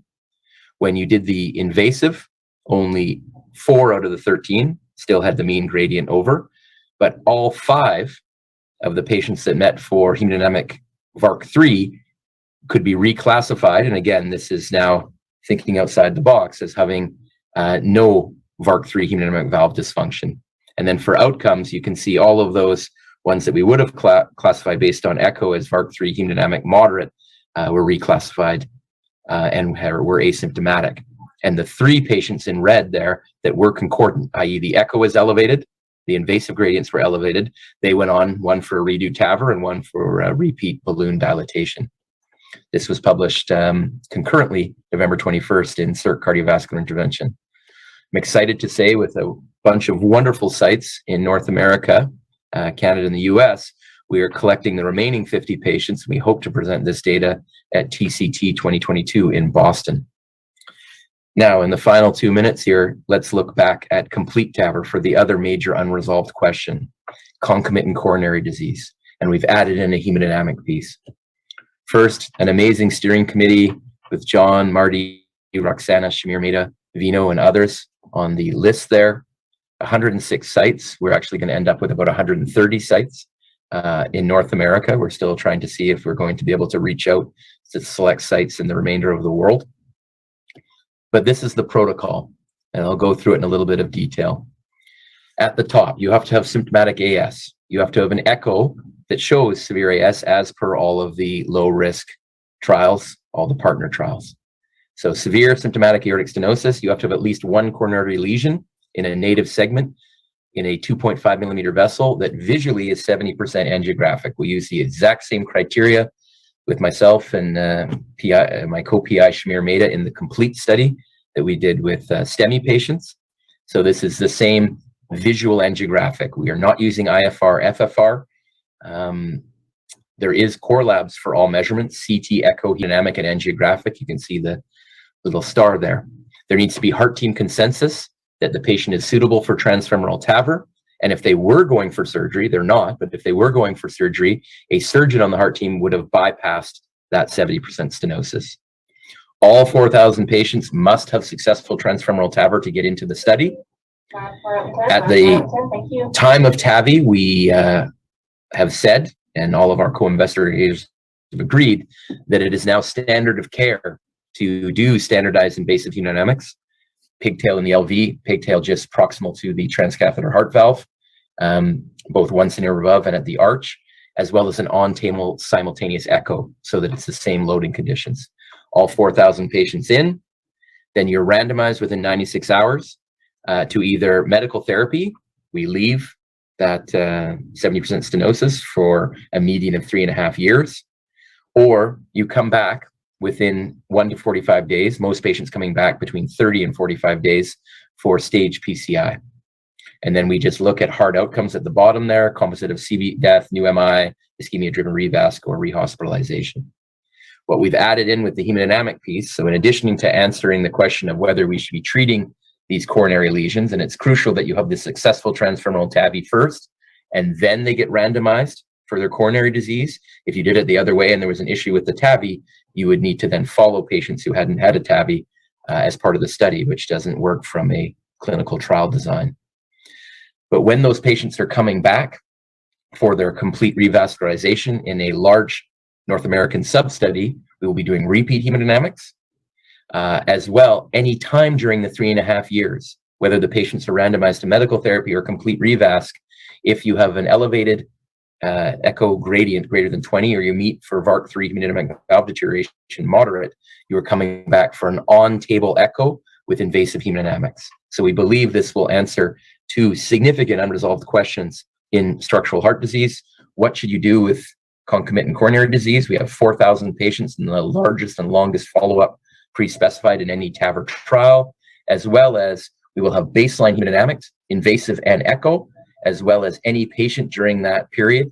It could be as many as 300, 350 out of the 4,000 during that median 3.5 years, maximum 5-year follow-up, to see if those are tied to hard clinical endpoints, as noted at the bottom of the slide. So thank you for the opportunity to present.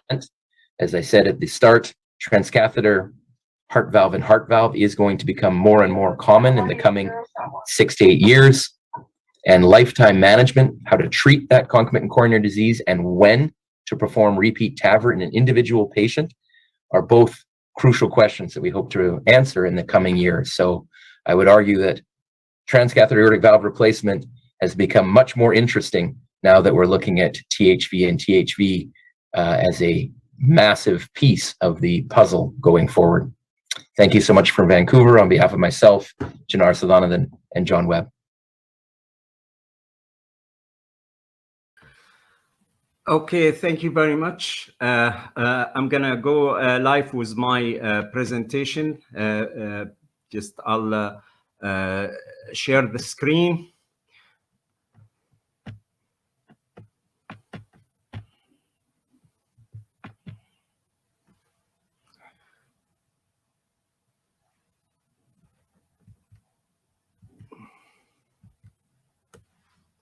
Okay, I hope that you can see my slides.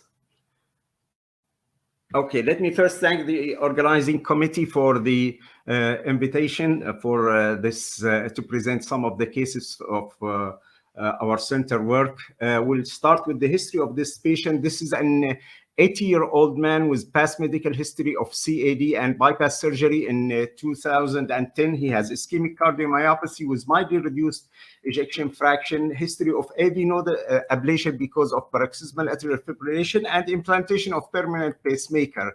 He has also hypothyroidism and dyslipidemia.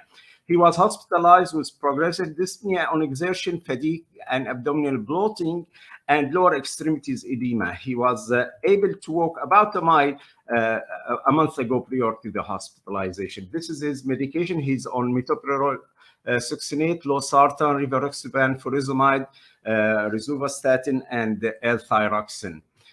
On exam, his weight is 72 and the BMI is 23. His blood pressure 100/70, heart rate 80, and O2 sat 95 on 2 liters. He has distended neck vein, reduced breath sounds, and reduced breath sounds in the right lung base.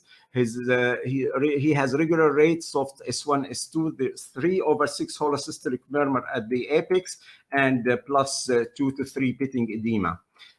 This is his lab. His hematocrit is fine, platelet is fine, sodium and potassium fine. His bilirubin and creatinine is elevated. His albumin is on the little bit on the low side. PMP is elevated, and this is his liver enzyme showing sign of liver congestion with elevation of all the 3 enzyme and elevation in bilirubin, and his INR also is prolonged due to liver congestion.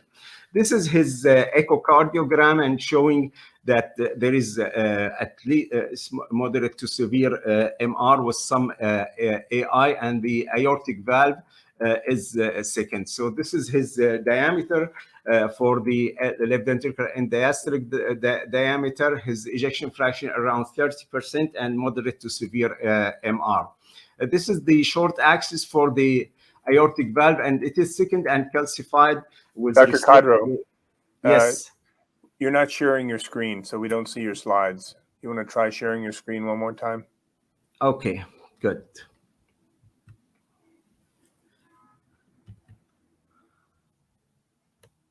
Can you see it now? Not yet. Okay. So no, we do not see your slides. Sorry? We see just you. We do not see your slides. Okay. Let's see. Okay. Let's escape and share the screen again. And the administrator is saying click entire screen, whatever that means. Click entire screen is what they're telling me to tell you. Okay. So let's say cancel and share. This is share. And click share, yes. Share screen or share slides. Try share slides. Okay, or share slides. Currently, we see just you. Okay, let's share. We'll say share screen. And we'll say this share screen. And we'll say window. And this is the this is okay. This is the one we'll share. Can you see the slides now? I'm afraid we don't. Now? No. Let me ask the administrators. Is there? Oh, now we see them. Yes. Perfect. Okay. So this is a patient, an old elderly patient with history of atrial fibrillation and AV nodal ablation with permanent pacemaker implantation, presenting with symptoms of heart failure and on the exam sign of congestion and apical murmur. So this is his exam. He has distended neck vein and reduced breath sounds and holosystolic murmur at the apex with edema. This is his labs. Showing elevated BUN and creatinine and elevated liver enzyme, suggesting liver congestion, and elevated BMP. So this is his echo showing severe, at least moderate to severe MR, and this is the diameter of his left ventricular and diastolic diameter, ejection fraction 30%. This is the short axis showing severe thickening of and calcification of the aortic valve with restricted opening. And so this is the one, and the anterior, there are some wall motion abnormality with anterior apical akinesia, and again, moderate RV dysfunction. So this is his PA pressure from the TR, and you see his PA systolic pressure around 60 to 70. And this is the study of the aortic valve showing the mean gradient of 13, peak gradient of 22. And this is the diameter. And from that, we got the aortic valve area of 0.71. So the hospital course, he was admitted for diuresis and he lost about 10 kilograms. And, excuse me, symptoms of edema and coagulopathy and elevation of his transaminase significantly improved. We performed TEE prior to discharge. This is his TEE, still showing dilated left atrium and at least moderate MR, and you see the TR also. So this is and restriction of the posterior mitral valve leaflet with severe central MR.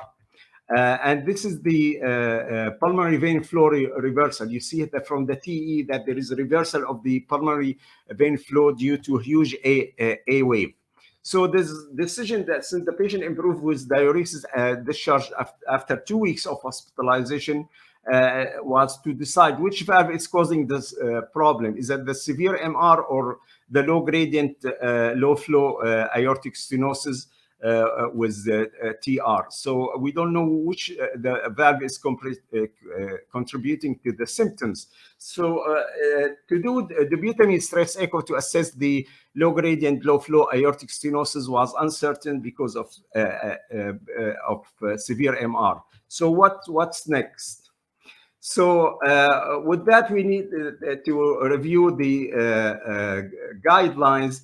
The recent guidelines was published in 2021, whether there is mixed MR and MS. So if you see that the patient, I'm not going to go through the details. It's this table is present in the guidelines, but we'll go that this he's an elderly patient. So he's a TAVI candidate. He has secondary MR, and his risk for surgery is high prohibitive. So the decision to do TAVI with mitral tear, or at least to do TAVI and then consider tear at a later procedure. So we did do CT, and according to this score that he has multi-slice CT with and MRI, he has severe biventricular dysfunction, and the aortic valve area by planimetry of this calcified valve was 1.5 square centimeters. So with that, this decision was to consider that as a moderate aortic stenosis by calcium score, and maybe the MR is really severe, and to do TEER is the best decision for that patient. So with the since his STS score is really high and was seen in the heart failure clinic and continue to be asymptomatic despite the guideline directed medical therapy, and no change in his echo feature for the MS or the MR. So we did that, referred for TEER, and the plan was to do mitral clip and then assess the aortic valve invasively after mitral clip. So this is the pressure. I'm sorry, the picture is not clear, but the right atrial pressure is really high, and the right ventricular pressure is really high. And you know that from the echo. And this is his PA pressure. And this is his left atrial pressure showing very prominent V wave at 66, and the mean left atrial pressure is 30. So, and this is the gradient by the aortic valve pullback, which doesn't look that bad. So with that, we went with the mitral valve clipping. And with that, just after the clip, you see the improvement in the pulmonary vein inflow Doppler, this pre and post. You see now we have two significant systolic and diastolic wave in the pulmonary vein. And this is after the clip, and you see the TEE showing now SMILE MR and this successful clipping. So this is the pressure after we did the mitral clip. You see significant improvement in the right atrial pressure and in the right ventricular pressure. The PA pressure also did drop, and the left atrial pressure improved significantly. So, and this is his pressure pre and post clipping. You see the reduction in the V wave. And this is the gradient pullback in the aortic valve. After we finished the clipping, we assessed for this ASD. This is iatrogenic ASD, and it looks a little bit big. So we decided to put close this ASD with a device of 10 millimeter. So this is the echo, and showing that the M is really became less significant. It's SMILE MR, but this is the MR severity, but this is the AI study, and still showing by Doppler that we have a severe aortic stenosis, and the aortic valve area is 0.53. So the progression of the case, the patient improved symptomatically and discharged home the next day after the clip. He was seen again after 30 days from clipping, and symptoms improved. His lower extremities and orthopnea improved. The decision was made to do dobutamine stress echo to distinguish this pseudo-severe AS from truly severe AS. And this is the dobutamine echo, and we got 25% increase in the stroke volume, and increase in the velocity, and the gradient went up to 45 millimeter of mercury, and the valve area did not change, was 0.8 square centimeter. So with that, we went and assessed him for TAVI, and this is the CT assessment, and this is the we went ahead and did TAVI implantation, and this is the valve implantation. And with that, this is the improvement in the echo post TAVI. You see with that. Okay, thank God the echo is working. So we still have mild MR, but now the aortic valve is running good, and there is no significant gradient across the aortic valve, and the MR is mild, and the TR is moderate. This is a paper just comparing doing TAVR with TEER compared to just medical treatment, and there is improvement in mortality with that. So the patient was discharged home one day after TAVR and seen in the clinic about 30 days, and was doing well, able to walk more than a mile, and he said he felt like 20 years old. Thank you very much. I'll be happy to answer any question.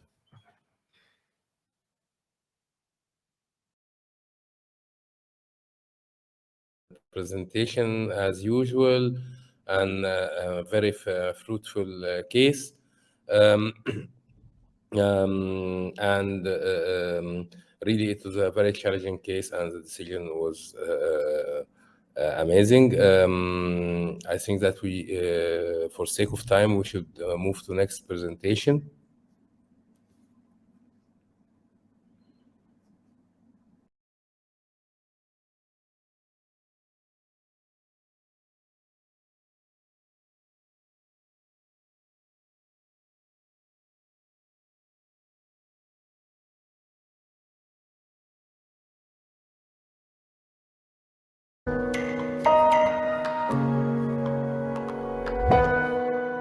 Good evening. My name is Steve Ramey. I'm representing Oxford Medical Center, and I am the chair of the Benson Heart Valve Center.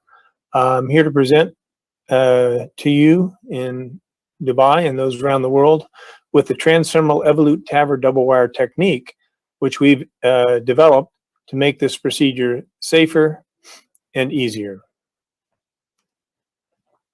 TAVR has largely replaced surgical AVR for most patients with symptomatic aortic stenosis throughout the world. Most operators use contrast to control where the TAVR valve ends up. This does involve the risk of worsening CKD and the potential of acute tubular necrosis.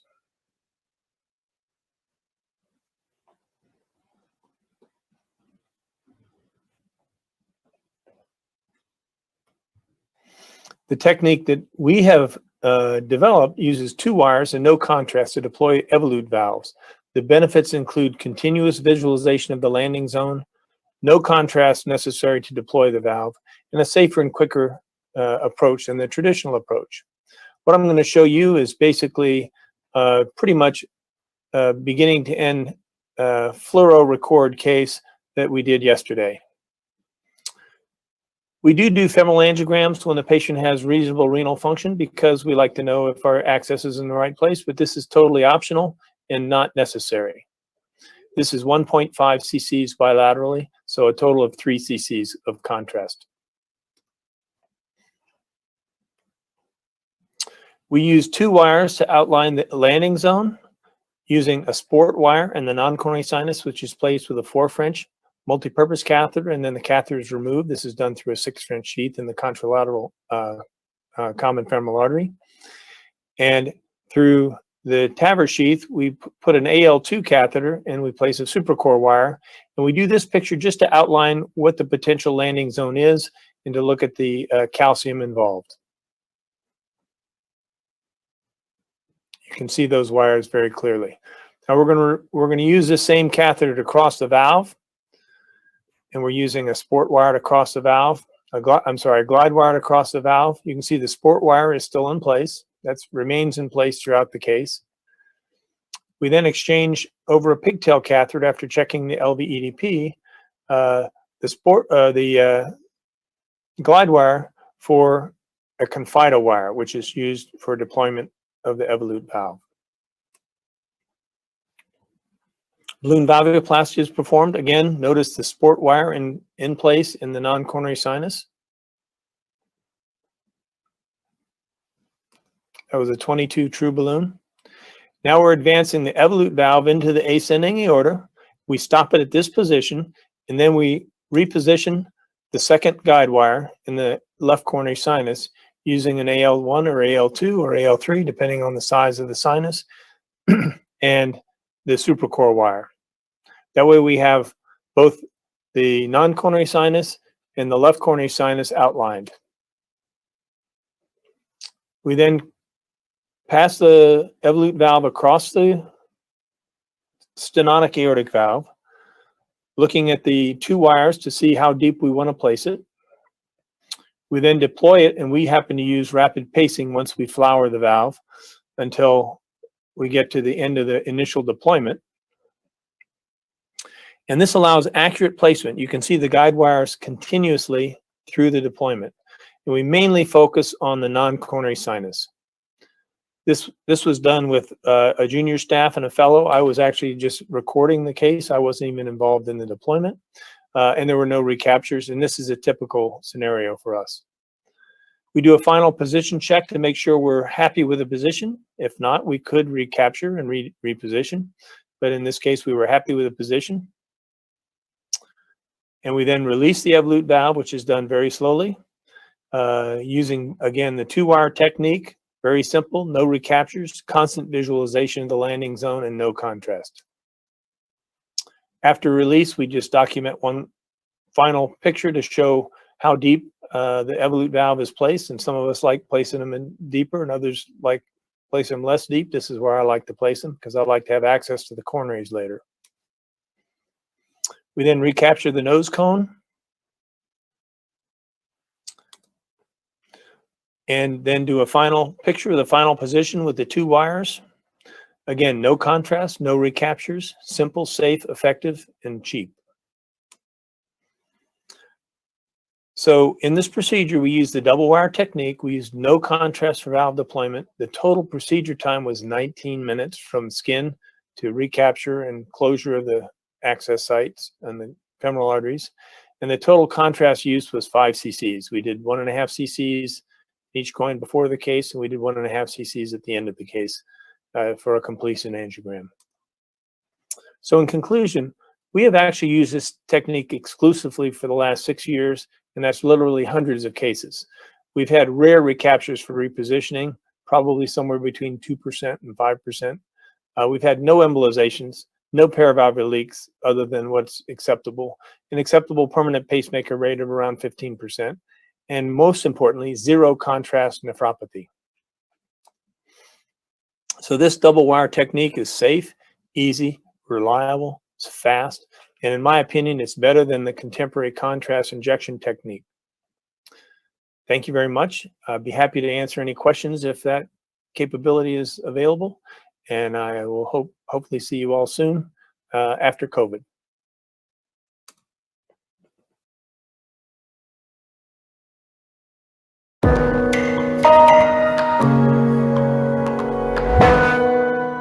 Hello, everyone. I'm happy to be here today with you virtually. I'm Dr. Wael Abu Shukka. I'm presenting this presentation on the behalf of Dr. Arif Nouriani. We are presenting today a presentation on TAVR in low risk patients. I want to also to thank the organizing committee from 40S for allowing us to share our experience and being here with you today. As everybody knows that since the introduction of TAVR, and especially in the last decade and more in the last couple of years, TAVR has become the one of the main treatment options for patients with severe symptomatic aortic stenosis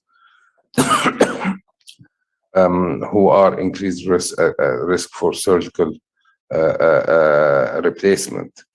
But actually, due to the technological improvement in the last decade, and especially in the last couple of years, that increase the safety and efficacy of TAVR, the usage of TAVR have extended to lower risk patients. And in this presentation, we will summarize and highlighting the most important randomized clinical trials and registries that led to that, and also how to the techniques that led to lower risk of TAVR complications. Most important trials in this area is 3 trials: the NATION trial, the PARTNER 3, and the ReLute TAVR in low-risk patients, which they all included low-risk patients with STS score less than 4%. The NATION trial was one of the first trials, or actually the first trials that included low-risk patients. It was initiated in 2009 up to 2013, and they extended the follow-up up to 5 years. And it was a multi-center trial that was done on 280 patients, mainly in Scandinavian countries. And the composite endpoints was all cause mortality, stroke, or myocardial infarction at 1 year, but they extended to 5 years. And for the 5 years follow-up, we can see that TAVR, although they were using first-generation valves to 2009 at that time, performed very well compared to SAVR at that time. At 5 years. Although, if we went to deep a little bit in the study, we will recognize that in the TAVR arm, patients with higher risk than SAVR was included. And the conclusion of this trial was that TAVR was a safe and effective and are comparable to SAVR regarding the composite rate of death, all-cause deaths, and stroke and myocardial infarctions at 2 years. And actually, they extended to 5 years, and also they found the same results. Although, again, they were using first-generation TAVR valves. The second trial was the PARTNER 3 trial, was one of the biggest trials in this area. And the PARTNER 3 trial was a really very brave trial. From the start, they included severe symptomatic calcific aortic stenosis with lower age and lower risk. The STS score was less than 4%.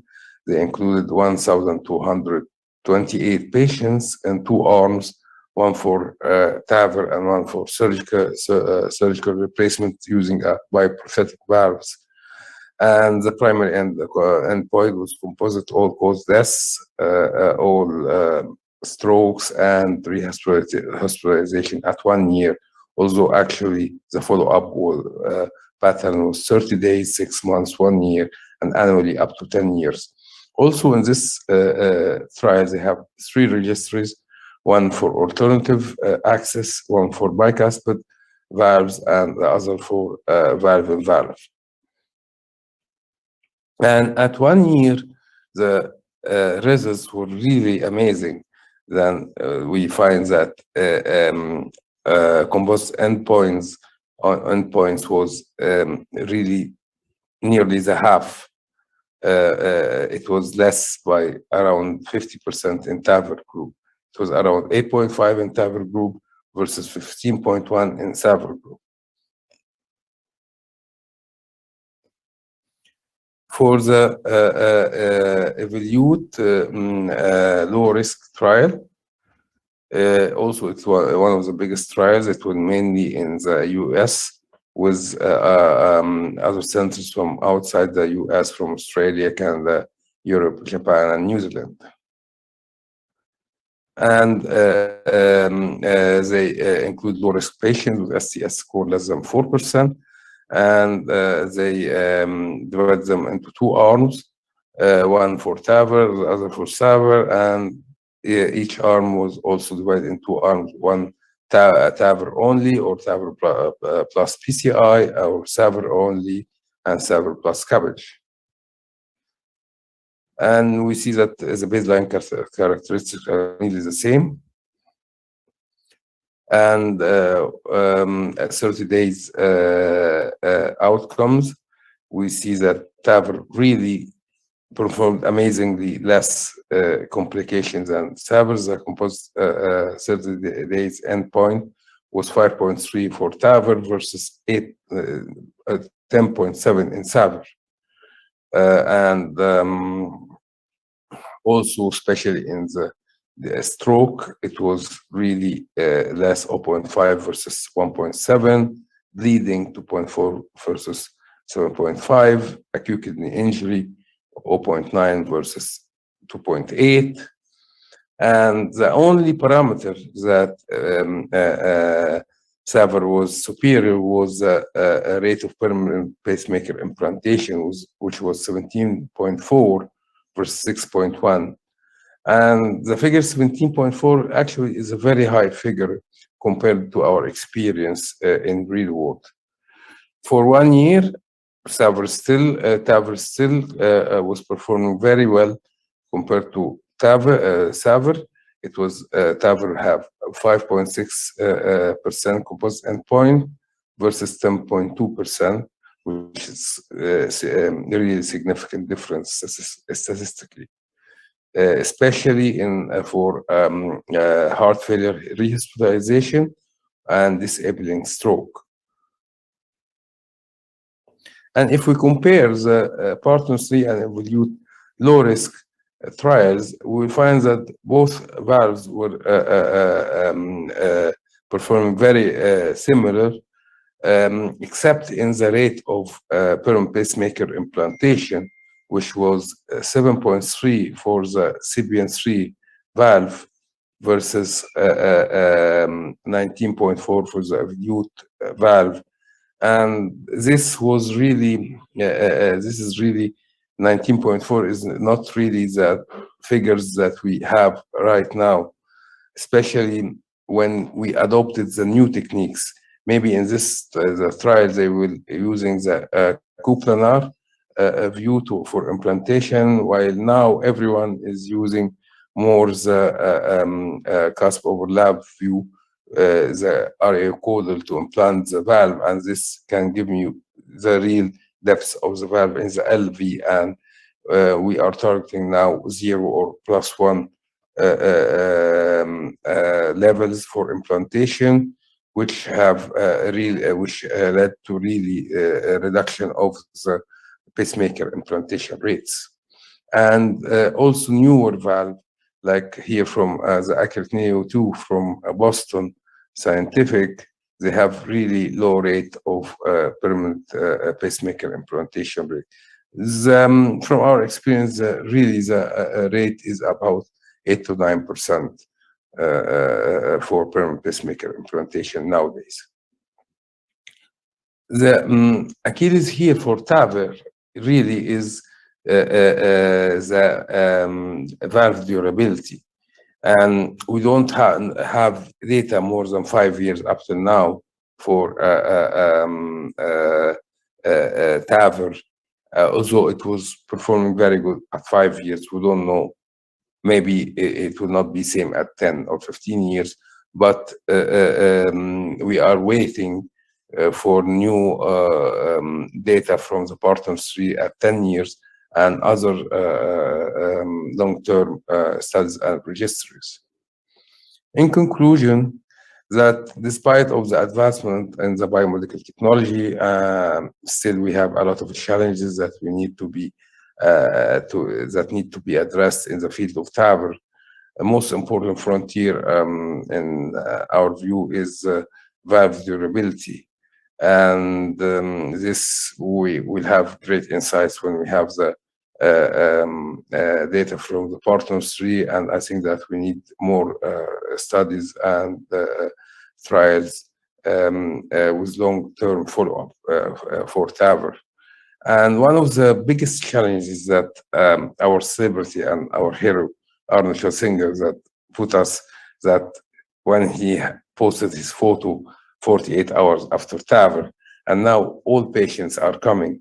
Most of the patients are coming really with low-risk patients, and they're asking to have TAVR instead of SAVR. And this we try to explain the risk of both and everything with a hard team and patient and family discussion, but patients, because of this photo and from the social media, they are now favoring TAVR, but this shouldn't push us to do TAVR except after a hard team meeting and really discussion of the case and seeing which is better for this case per case, per patient. And thank you, and have a great day, everyone.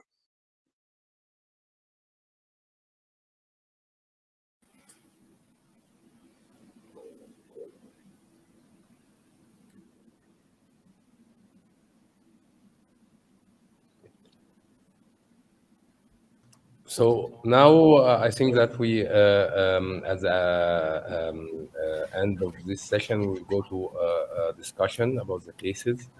And really, the presentation was marvelous, and it was very interesting and added a lot. I want to ask Dr. Steve about his technique, the double wire technique, because this is a very interesting, and for the TAVR cases, we know that most of them are high-risk patients, and they have some sort of renal dysfunction and low GFR.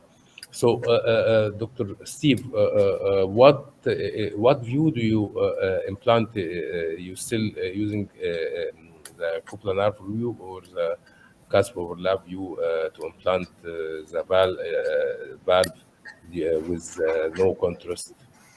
So a lot of these patients have not had CT scans because of renal insufficiency, and one of the reasons we choose Evolut is because of either aortic valve or annulus calcification, which we think is unfavorable for a sapien valve, or because they have renal insufficiency and they don't have a CT scan. So we line up the Evolut valve fluoroscopically in the delivery system, along with the two sinuses that we have outlined. And basically that gives us our view. So it's usually AP to LAO and a little bit of caudal.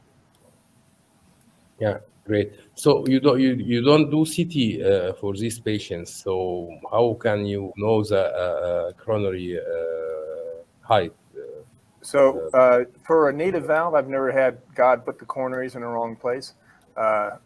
Occasionally there'll be an anomalous coronary that we have to be concerned about. We do a coronary angiogram in everybody before TAVR. And we use a low contrast technique for that as well. We use a 3 cc syringe and usually use less than 20 cc's of contrast for the coronary angiogram. We use a TEE to give an approximate LV outflow tract diameter, but that's only approximate. And then we oversize. Usually we oversize the Evolut valve. So if I were to go around the world where most people are normal size, not like me, I'm 6'5", I could use a 29 Evolut and treat 90% of the world. Sometimes we need a larger one, sometimes a smaller one, but really sizing with an Evolut valve is not as critical as it is with a SAPIEN valve.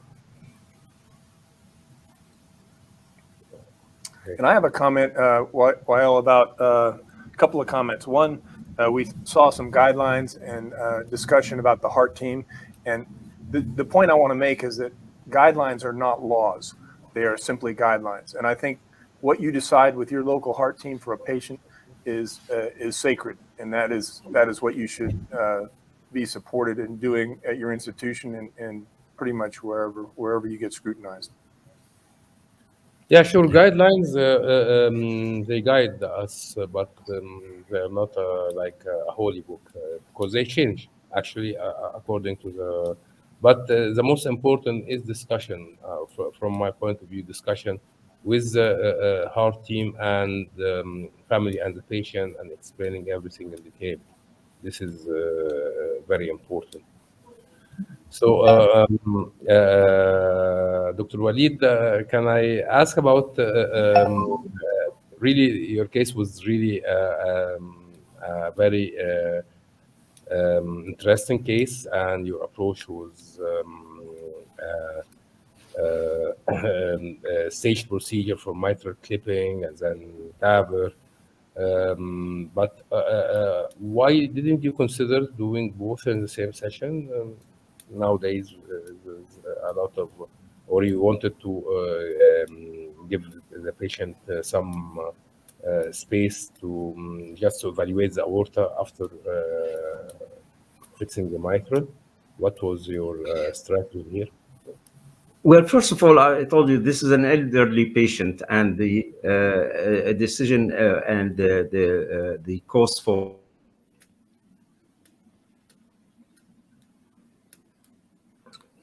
Walid, we can't hear you.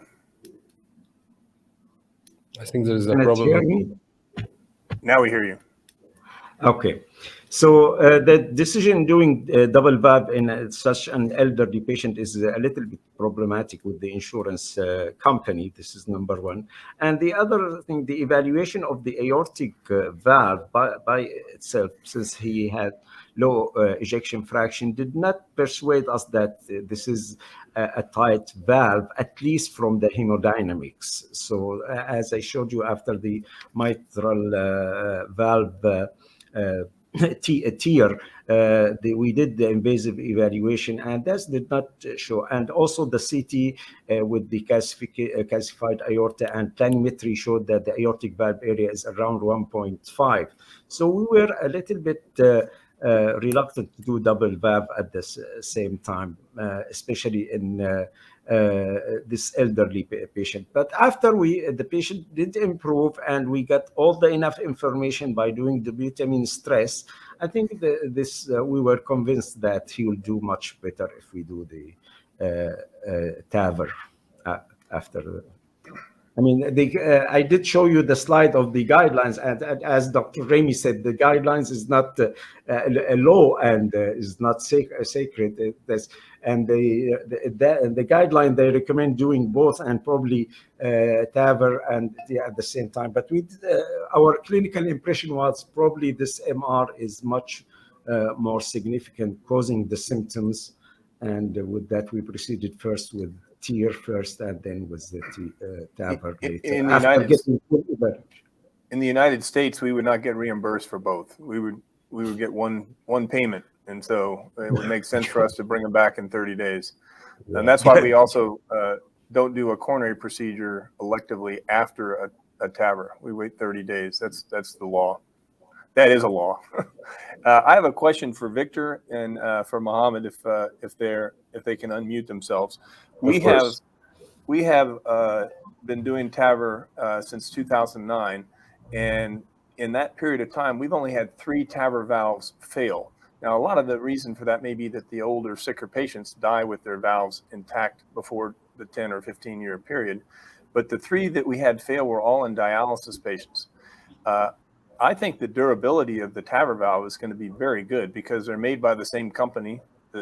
They're larger orifice size than the surgical valves. But I wanted to know what your thoughts were, Victor and Mohammed. So Mohammed, or go ahead, Victor. Sorry, my camera is not working today, but go ahead, Victor. I'll give you the first response. Well, actually, I think there was a lot of concern in 2017 at the EuroPCR. There were some research groups who were concerned about the durability of TAVR valves. And at the end of the day, as you say, there are few people that we've done TAVR, let's say 5 or 6 years ago, that come back with destroyed valves. So we hardly see any. So this is very amazing because we were expecting, especially I'm, as I told you, I'm a TAVR guy, but I'm not an interventional cardiologist. I'm a surgeon. So when we train as a surgeon, I remember when we were touching the pericardium valve, everybody was screaming at us because they were expecting this pericardium is going to be so frail. So everybody thought that after crimping, and then there were studies showing that when you do crimping, there are some microscopic destructions of the pericardium. But at the end of the day, TAVI valve seems to be very durable. And I think we all agree. We don't know, however, what is this durability? Is it 10 years? Is it 15 years? So we expect them to be very durable at 10 years interval. So that's why we still do minimally invasive surgery without sternotomy, only a small, you've seen for a young patient, we do a small thoracotomy, 5 centimeters, and we implant a mechanical valve. And we have this new biological valve, which is manufactured by Edwards, the Resilia valve, which is branded and expected to have 5 years durability. So patients who are 50, 60 years old, we tend to use this valve. So yes, I will answer yes to your remark and to your question. TAVR valves seem to be more durable than we expected to be, but we still don't know what is this period of durability. And then also we have all this young and also let's say congenital patients around 15 to 30 years old, which need the Ross procedure. That's I mean you can't do a TAVI in 18 years old with a congenital aortic valve disease. Mohammed? Yeah, I mean, I do agree with you, Victor. I think the question about durability of the TAVR valves is still looming, especially for low-risk patients. However, there's a smaller trial from Europe. It's called the NOTION trial. It's low-risk TAVR population compared to SAVR, and they have an 8-year follow-up. I think it was published last year, and the TAVR valves seem to be as durable as the SAVR valves. Interestingly, in that trial, unexpectedly, the SAVR valve actually degenerated a lot. I think we've lost Mohammed. I still hear you, Mohammed. Can you hear me? Yes. I can hear him. Interestingly, in the NOTION trial, the TAVR valves outlived the SAVR valves unexpectedly. Of course, it's a smaller trial. It was about 400 patients, 200 in each arm. But I think we have some signal that TAVR valves in low-risk patients is going to be okay, at least up to 8 to 10 years. Now, the question is what happens after that. I think it's still to be determined. And obviously, everybody's looking forward to the PARTNER 3 and the EVOLUTE low-risk trials to see, how do they do at a larger scale. It would be really nice to come up with a valve, like you said, the biological ones that can, you don't need to take warfarin or Coumadin or anything like that, and then they are durable at the same time. It'd be really nice to have that option. It'd be even nicer if they can make one that is transcatheter. I think there's a future, actually, is that will end up by, if they are doing biological valves that can tolerate up to 25 years, I think we'll have this one day. I don't think it's a far future. We hope. Great. Well, Wael, I think maybe we should wrap it up. We're about 10 minutes over time. I Yes. thought the presentations were amazing. The technology is amazing doing this show, but maybe we can meet in person next year. Hopefully. Thank you. Thank you very much. all. Thank you, everyone. Thank you. Great being with you all. Thank you. Thank you.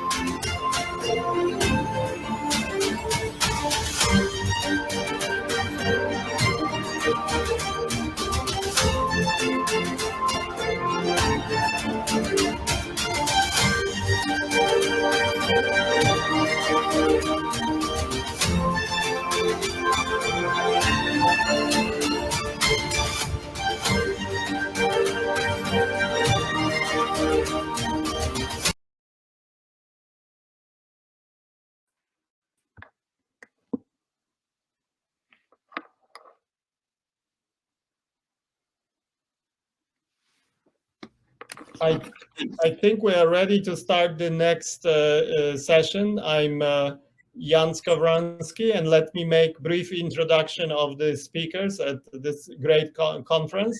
Dr. Anas Abu Hazim, pediatric cardiology consultant from Children's Medical Center in the Emirates.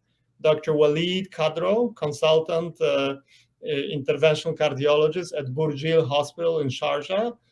Victor Kostach, hopefully will join us back. Victor is a surgeon and previous Minister of Health in the state of Romania. Dr. Eric Aller, Professor of Vascular and Endovascular Surgery and Clinique Geoffroy Saint-Hilaire in Paris, and legendary Jacques Bousquet perhaps will join us. Thank you, and I welcome everybody, and I think we're ready to start the session.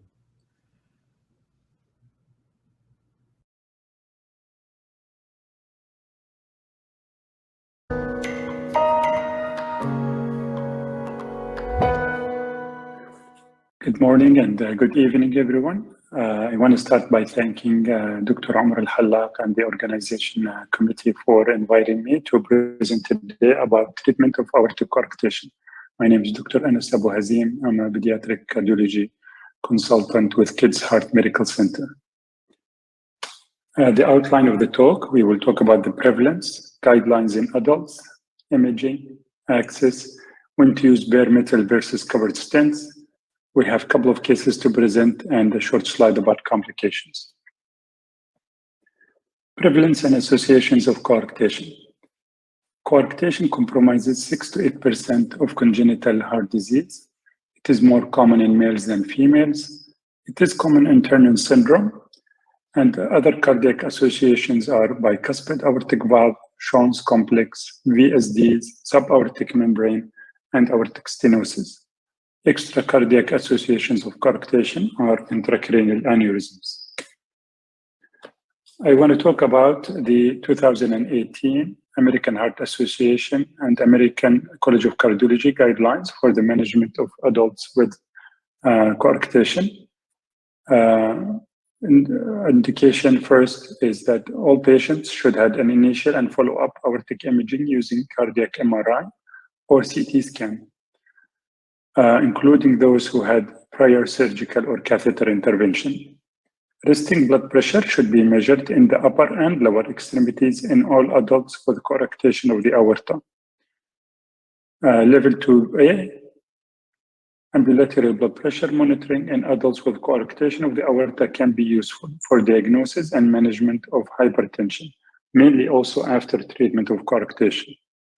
Screening of intracranial aneurysms by magnetic resonance angiography or CT might be reasonable in adults with coarctation of the aorta. I have to tell you my experience, we usually don't do it, but nobody will fault you if you do.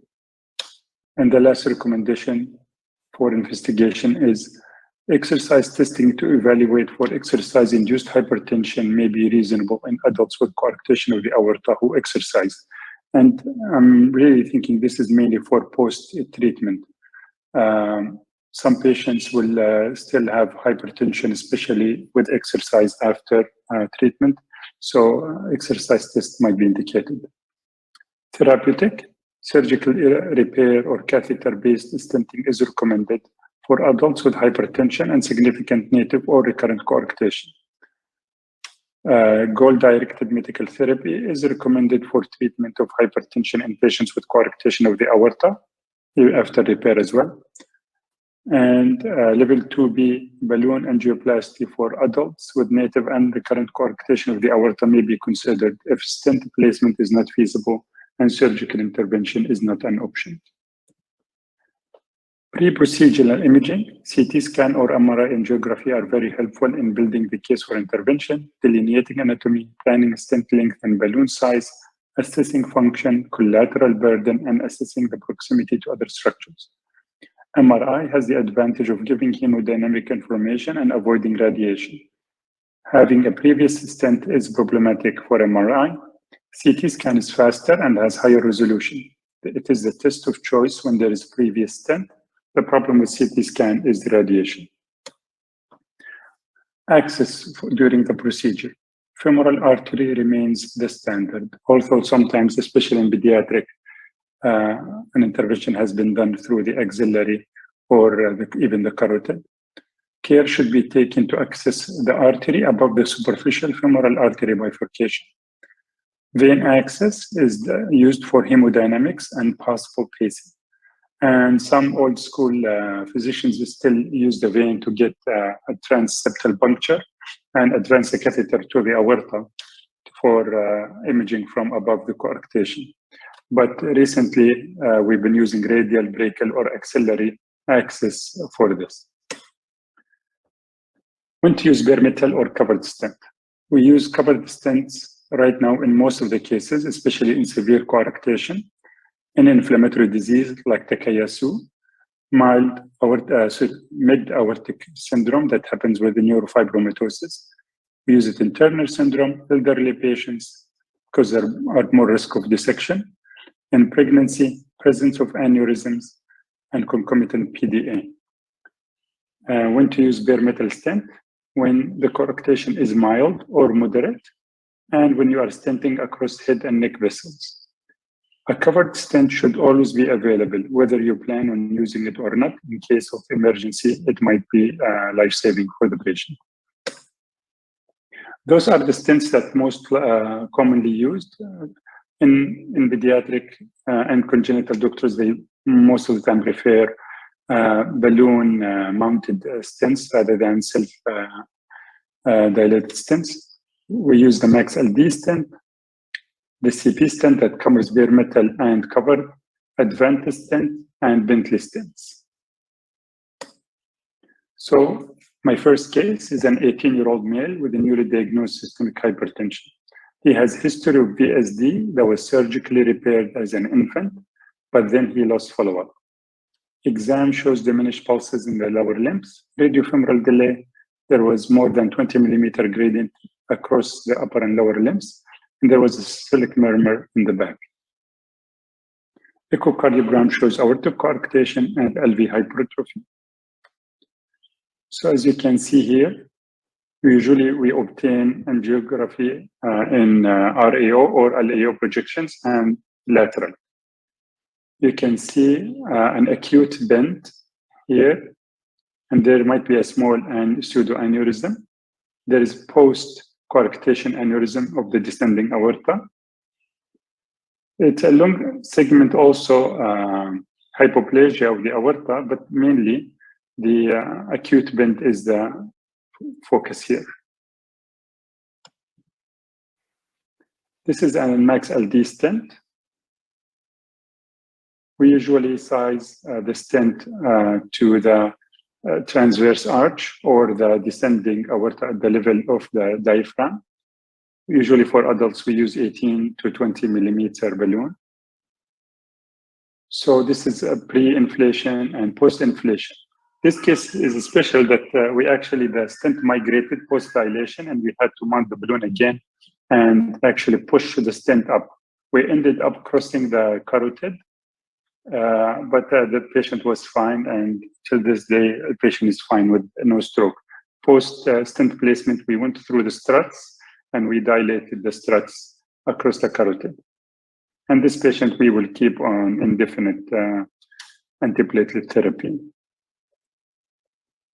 Now, the second case is a special case, courtesy of Dr. Ziad Hijazi. I did not have a similar case, which is aortic coarctation with complete occlusion. So I will run a video. As you can see here, having a picture coming from the left subclavian, the pigtail catheter injection shows almost complete occlusion, if not complete occlusion, of the aorta. And now another injection coming from below. You can see there is no connection. There was a collateral seen with washout of contrast. So a Terumo wire was passed, so without needing for perforation with a needle or RF wire, just a simple Terumo wire was able to be managed through this coarctation. We made sure that the wire is going through the true lumen. You can dilate first with coronary balloons, so you can advance bigger catheters and sheath. And this is a covered stent. Always in these cases, you have to use covered stents. I'm going to go forward because some of the images are for placement. So the stent was dilated, and post at the end, you can see the stent in a good position. There was further dilation of the lower part of the stent.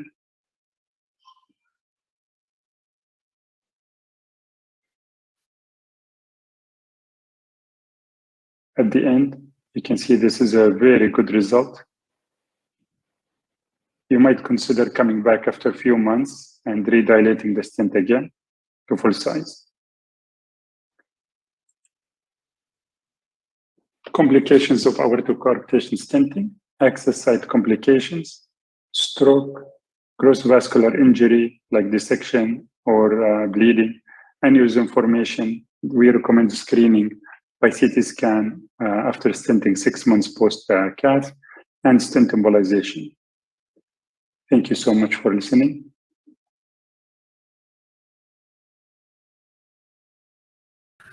Okay. Okay, good evening, everybody. My lecture will be a case about atrial septal defect and using the TEE as a guidance. I'm going to go live, so I'll share the screen.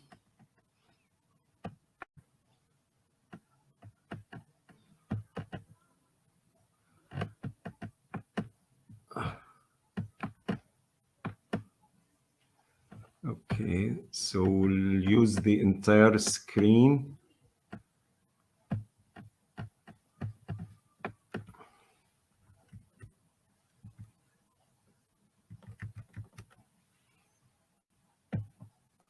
Can you see my slides now? Hello? Can you see my slides now?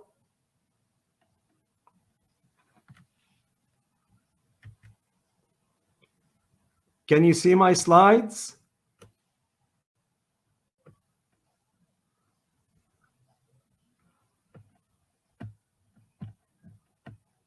Hello, can you see my slides? Anybody can hear me?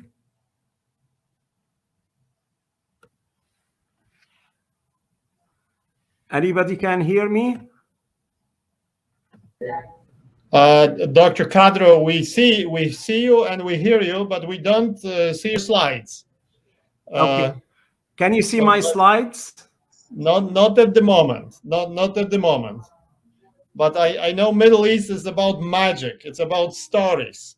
So if we don't see your slides, if we don't have the capability for you to share them, tell us a story.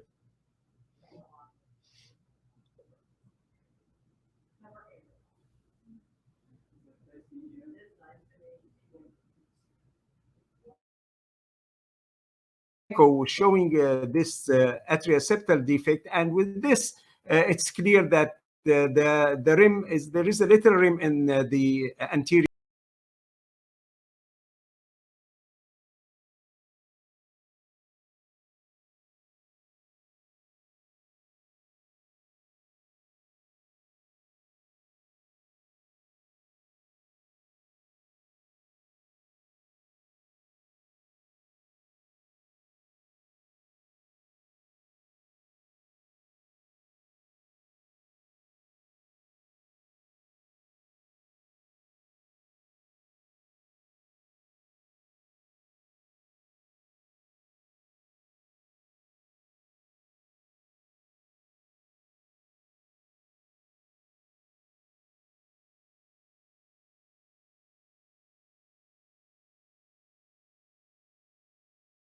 case of 63-year-old male with ASD and recurrent heart failure. This is his chest X-ray showing cardiomegaly.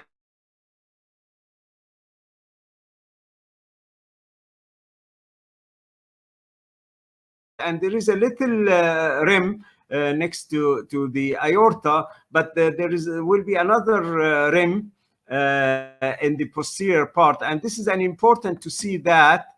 And you see that here.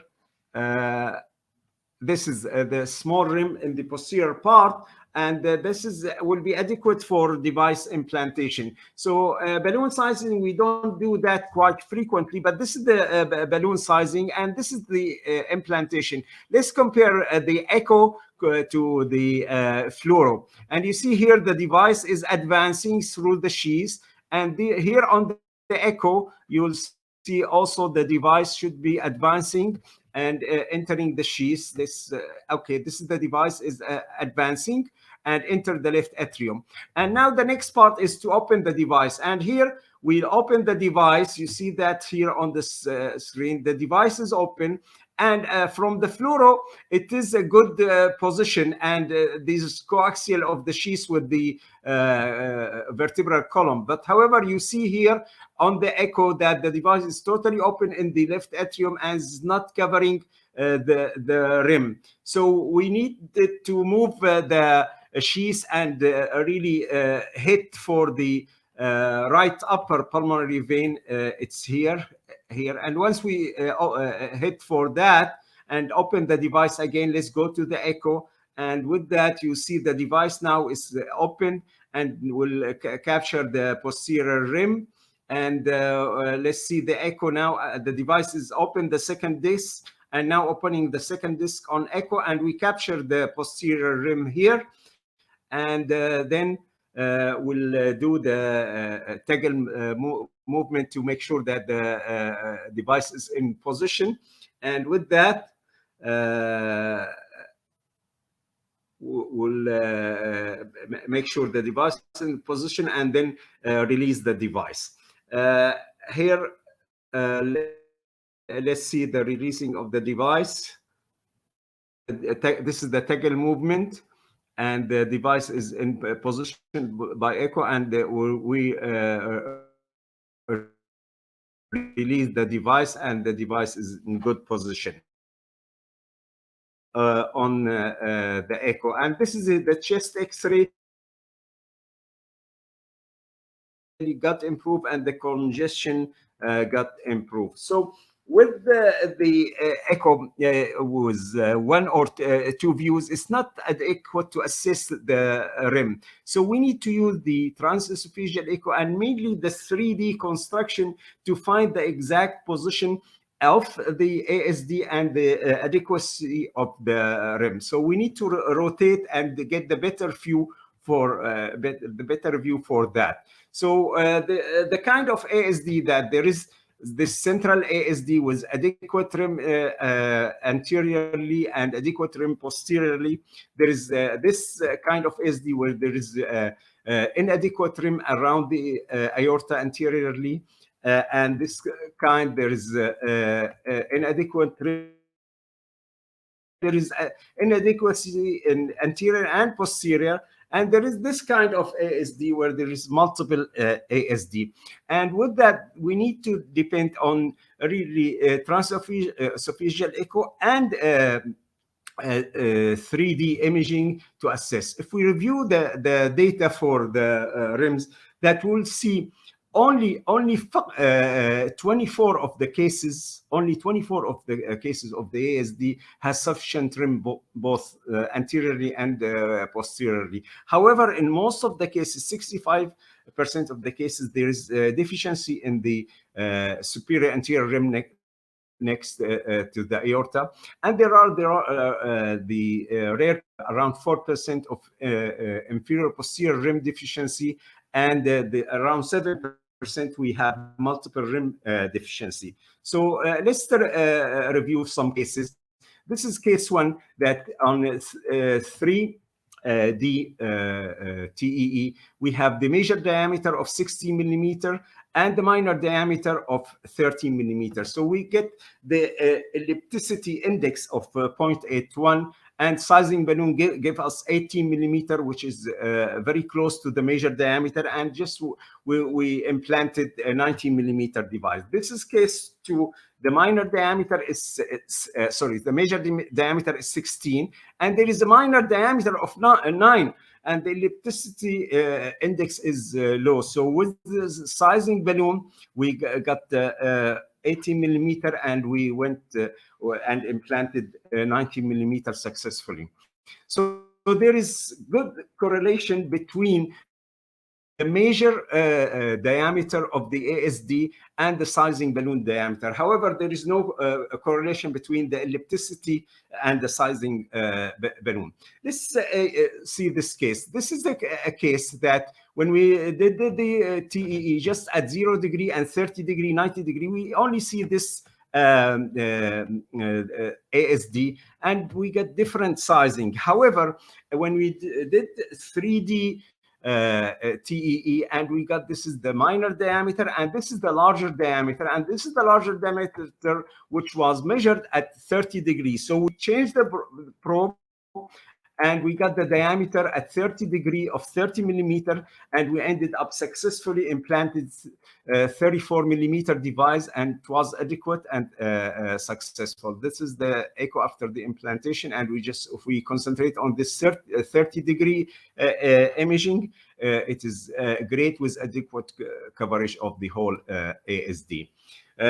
Another case of this is a 55-year-old male, and we see here ASD and aneurysm of the septal, but we can see only one ASD. However, when we did the 3D imaging, and this he did have 2 ASD next to each other. So with the sizing, we were able to cover both of them with only one device.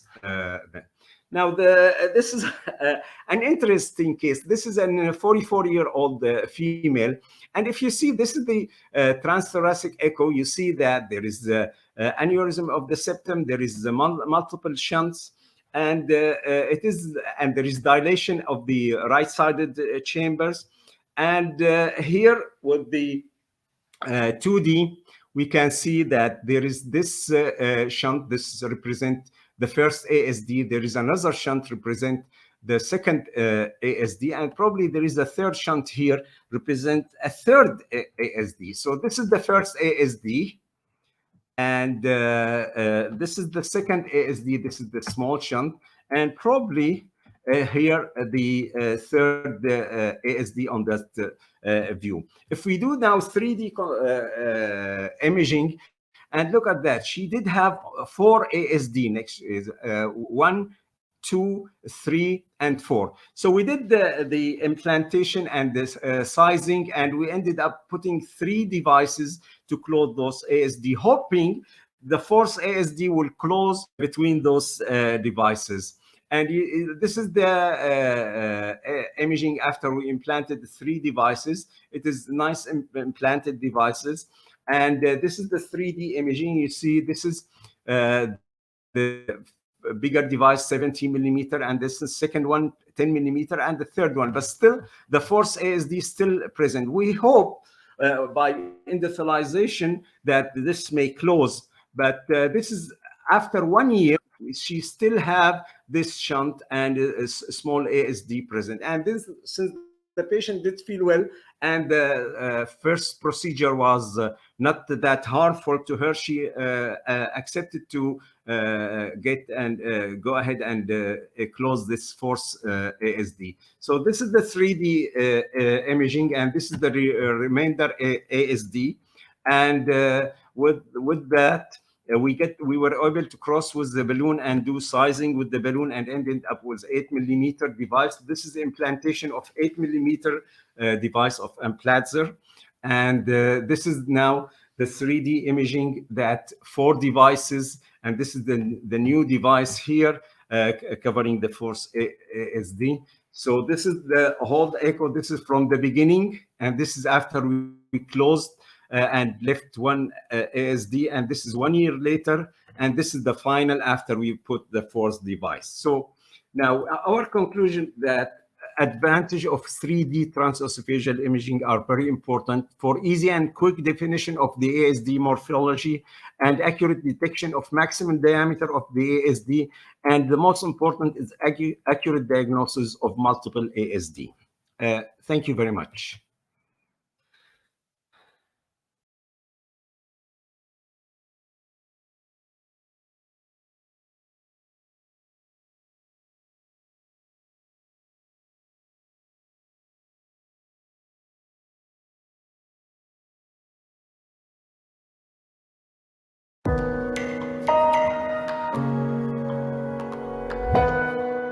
Ladies and gentlemen, first of all, I would like to thank Dr. Halak and Dr. Kreitcher for their kind invitation for this beautiful conference. Hopefully next year we will be able to see each other on site.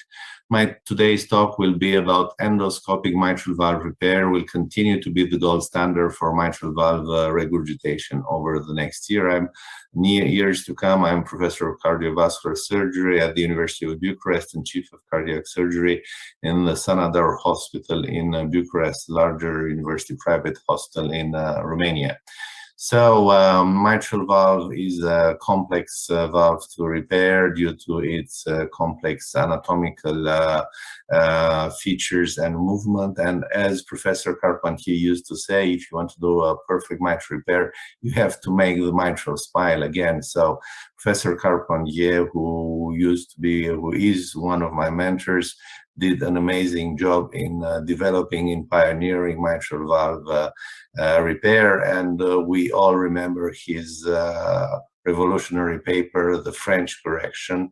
And back in those days, 30 years ago, Professor Carpentier was advocating this large resection of the posterior valve, leaflet transfer, papillary muscle shortenage. And even with this pioneering work, he managed to prove at the end of the 80s that superiority of mitral valve repair at 10 years, it's much better than mitral valve replacement. So 20% better survival at 10 years. And the basic concepts are still the same: valve segmentation, careful surgical valve analysis, and the golden rules for mitral valve repair are still the same as defined by Professor Carpentier. Preserve leaflet mobility, restore the large surface of coaptation, and remodel the annulus. And the things have evolved, of course. Dr. Perrier, who is one of the followers of and students of Professor Carpentier, has introduced a new concept, resect or respect, so don't resect the valve anymore. I tend to stick with some other modern surgeon to this principle, like Dr. Falk, other publication from Dr. Perrier. And this is how we perform our mitral valve repair. And of course, everything is done in a minimal invasive setting, no sternotomy for mitral valve procedure in our institution. My team has more than 1,000 minimum invasive, no sternotomy valvular procedure, never sternotomy in valve surgery. So the surgical approach is by third interspace mini thoracotomy, femoral cannulation, and we use a videoscopic minimally invasive kit by Storz in order to see the mitral valve. We use the facilitators, very important, the Cornut, which will shorten the procedure and the cross-clamp time.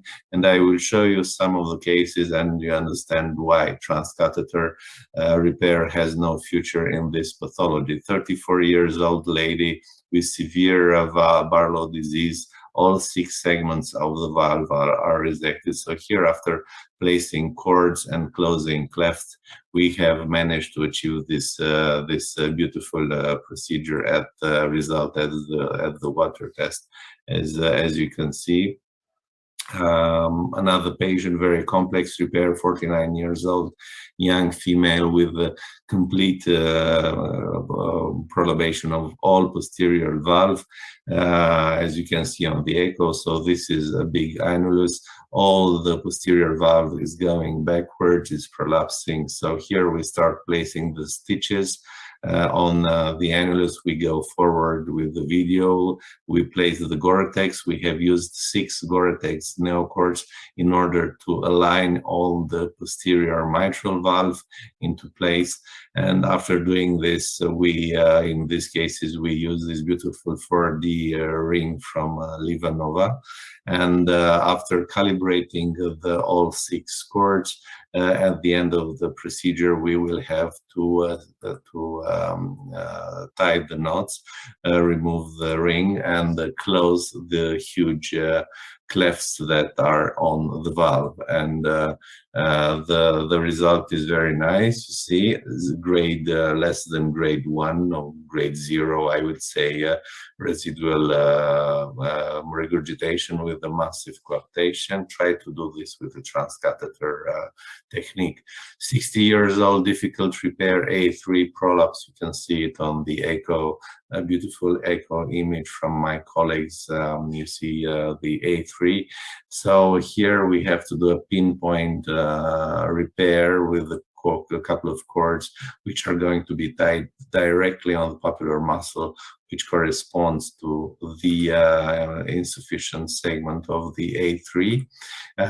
We pinpoint the place where we're going to place the cords. You see, perfect lineup here, and excellent water test result after placing the ring. Here is the echo with the 3D image and 2D image. Another complex case, congenital mitral valve insufficiency, 22 years old man, very tough to repair. We have placed the rings. We have placed also 6 neocords. Also, this guy, I don't know, has a perforation between P1 and P2, and we have fixed this, of course, with a 5.0, and these are the 6 cords we have used to align the leaflet into place. And here is the final result, beautiful result at the water test, as you can see on the video. Perfect result. Another complex repair, P1, P2 prolapse. You see, especially P1, Professor Carpentier used to say, P1, c'est pas l'ami du chirurgien. P1, it's not the friend of the surgeon, is a complex repair. So putting cords, we have achieved a very nice result in this gentleman with a perfect repair. Another patient, P2 prolapse in a very small aortic, in a very small atrium. So difficult repair because of, you see the valve is like crumbled into place. It's very important in this case is to take your time to expose with the stitches, and then we managed to place the Gore-Tex cords to realign everything, to close the clefts, and look at the beautiful water test result at the beginning and at the echo. No regurgitation whatsoever. And this is the 3D image of the echo repair. So what another case, also complex repair, very nice result for in this case. Massive regurgitation, the cords are placed into place. And after closing the clefts, I still emphasize how important it is to close the clefts in this patients once you have implanted the ring and put your cords. And also I want you to show that when you have a concomitant tricuspid insufficiency, it's a 20 minutes procedure for us to repair the tricuspid when the mitral valve is repaired also. So in this case, we repair the mitral valve and we repaired the tricuspid. We don't need the jugular cannulation, just with the groin cannula. We can achieve it. It's a 15 to 20 minutes procedure extra, and we can repair both valves. So nice tricuspid repair by endoscopic procedure. You can see on it on the echo. What about robotic? So these are some slides from my friend Tis Longad, who is top robotic surgery in the world. So robotic is tend to be slow. When we do endoscopic mitral repair, it's maximum 3 hours. Here there is a long preparation, 6 hours procedure. And what's very interesting to see, I'm going to the end of the procedure. The problem with robotic surgery, you end up in doing, look at this. So they do huge resections of the mitral valve, like we were doing 30 years ago when we were learning how to do mitral repairs. So after massacrating the posterior valve, removing big chunks of the mitral valve, you have to use a very old type of ring. So robotic surgery doesn't allow surgeons to repair all mitral valves that can be repaired by endoscopic skills, because they don't have the hardware to do it. So this is why endoscopic repair is losing ground. So thank you. I won't join you, my friend, for your robotic army.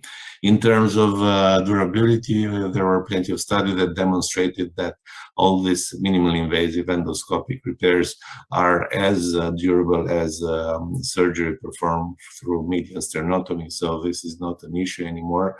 I'm not going to lose time with this. So let's go to transcatheter technique, which work great for aortic valve and have no future for mitral valve repair. So in the last 20 years, we have been announced that Wake Up, an absolute tsunami of transcatheter-based mitral valve intervention are coming our way. Well, let's see the evolution of the mitral clip in the last 14 years. So actually the same device, instead of putting one, they're putting two, with the same terrible result. And all these funny rings, which take ages to be implanted, will just do instead of doing a mitral repair, you're going to do a primitive Alfieri procedure with a ring and clip maximum. And this was very nice stated by Professor Palmas, talking about the stagnation on endovascular devices. What about transcatheter mitral valve replacement? That's a nice slide. Here is the mortality varying from 15 to 43%, median 15% operative mortality when you're doing a transcatheter mitral valve replacement. You see people in the audience are starting to run. So actually have a better chance to survive playing Russian roulette than doing a transcatheter mitral valve implantation. So the future is definitely minimally invasive heart surgery, because the technology in transcatheter field is stagnating due to several factors, stagnation, regulation, very complex process to get approvals. What are the perspectives? The perspectives are, of course, in minimally invasive endoscopic. Here I'm showing you a new device, which is MyCord, developed by LSI. We have done the first procedure in the world, so severe regurgitation. So this device is designed for young surgeons who are not very skilled, to help them start. So this is the MyCord. So it's an auto-suturing device which will place, you see, the neogortex on the leaflet. And then once you have placed the cords on the prolapsing leaflet, you go with the same device and you take a big bite on the papillary muscle, and then you don't need to tie knots because they have their own titanium knot that you will see here. And after placing the titanium knot, very nice result. Of course, you have to place the ring, and this is the nice echo result. No regurgitation whatsoever, of course, because we have done the case. And the image in 3D, post-operative, So at the end of my presentation, I will agree with my colleagues from the STS who stated a few years ago that in the next 20 years, minimally invasive surgical procedure will dominate transcatheter techniques. So, Mr. Chairman, ladies and gentlemen, these are my conclusions. All mitral valvular lesions can be treated safely by video-assisted 5 centimeters mini thoracotomy in a 2-hour procedure by experienced team. Surgical techniques are the only ones providing a perfect long-term solution for a patient with mitral valve disease. Mitral valve therapies of the 21st century will be dominated by minimally invasive endoscopic surgical techniques. Thank you very much from Sanador Hospital, more than 1,000 minimally invasive cardiac valvular procedures. Thank you very much.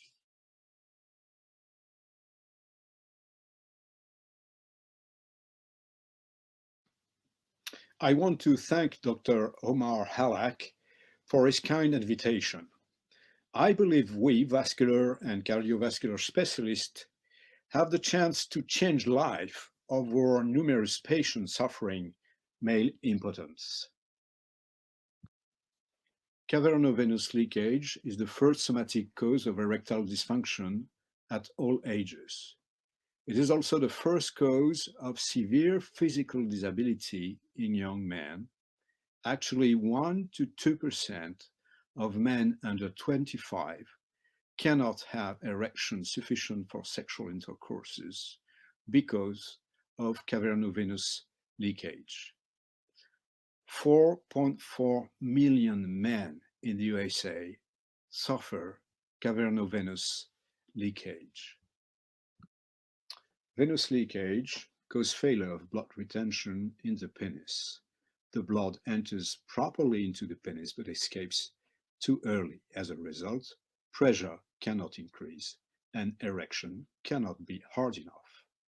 On the left side, this penile CTA shows the numerous veins causing leakage indicated with red arrows. It is estimated that half resistances of PDE5 inhibitors are due to cavernovenous leakage. This is a lot of patients because it is estimated that 30 to 40% patients are actually resistant to PDE5 inhibitors. The diagnosis of cavernovenous leakage is done by penile duplex sonography with injections of drug promoting erections. The analysis is made on the arteries with indirect signs, increased end diastolic velocity, and also by direct analysis of leakages flowing into the veins.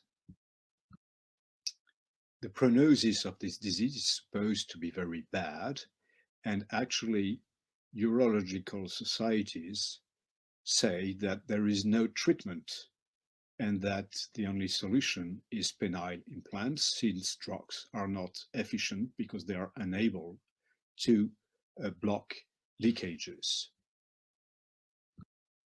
A few years ago, we have decided to find solutions to those patients. We have developed a sequence of preoperative diagnosis and postoperative hemodynamic evaluation of results. And we have developed an interventional sequence associating both open surgery and embolization. We came up with a first series recently published of 45 patients for the first time evaluated by duplex sonography pre and post-operatively to ensure validation of the surgery. We now present an extension of this study to 133 patients, consecutive patients, operated on for cavernovenous leakage. It is important to know the signs of this disease because they are very specific. Of course, as for any severe male impotence, patients are resistant to phosphodiesterase 5 inhibitors. This is not specific. They don't have or have poor morning erection. This is not specific neither.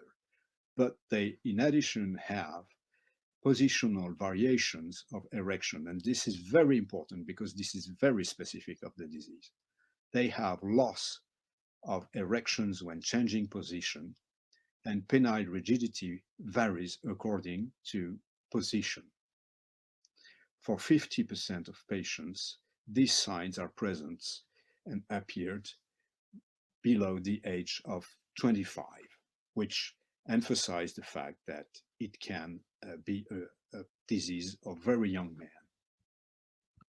As mentioned earlier, the technique we use is a combination of open surgery with microsurgery for ligation of very complex networks of leaking veins at the surface of the penis, and embolization. At the end of the procedure, we check potential residual leakages to treat them, and we do it using a hybrid room. Mean patient age was 45, but you see that the range of age is important, the youngest being 18 years old and the oldest patient 33 years old. Half the patient had primary erectile dysfunction, meaning starting before the age of 25.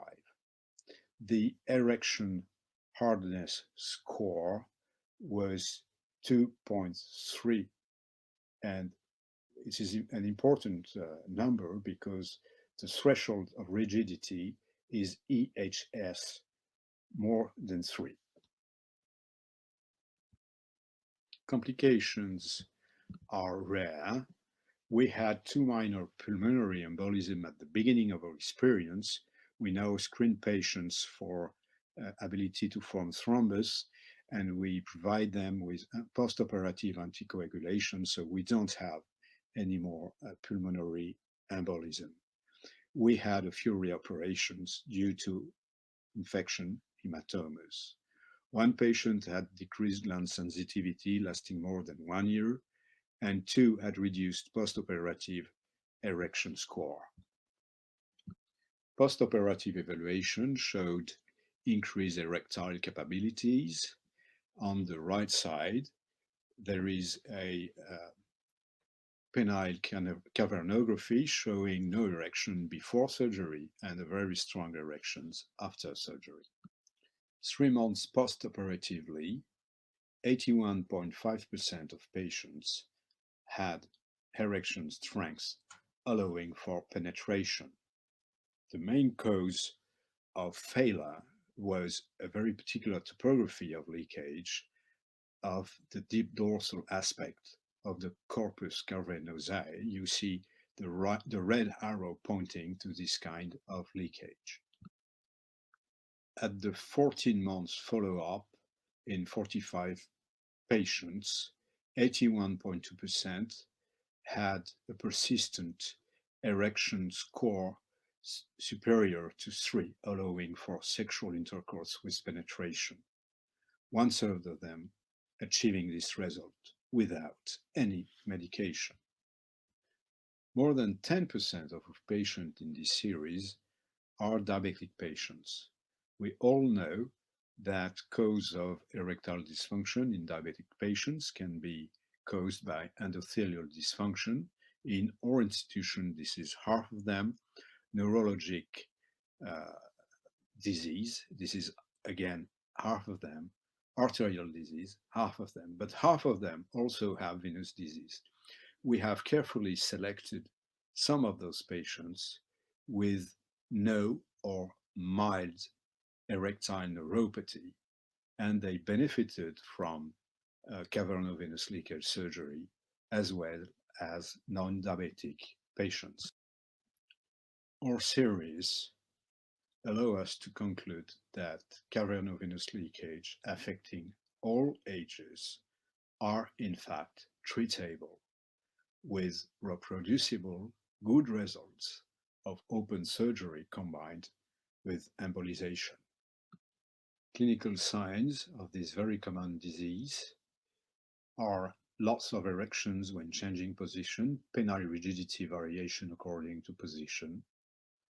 Some of those patients have those signs since age lower than 25, and they are resistant to PDE5 inhibitors.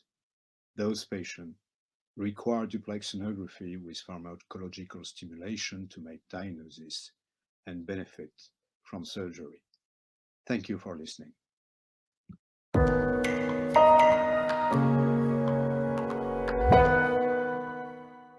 Hello, Mr. Gentlemen and ladies. I'm Dr. Jabusquet from Paris, France, and I'm going to present you my work on the carotid in-stent restenosis and the management of this very difficult problem. So let us see the slides. If you are ready to record.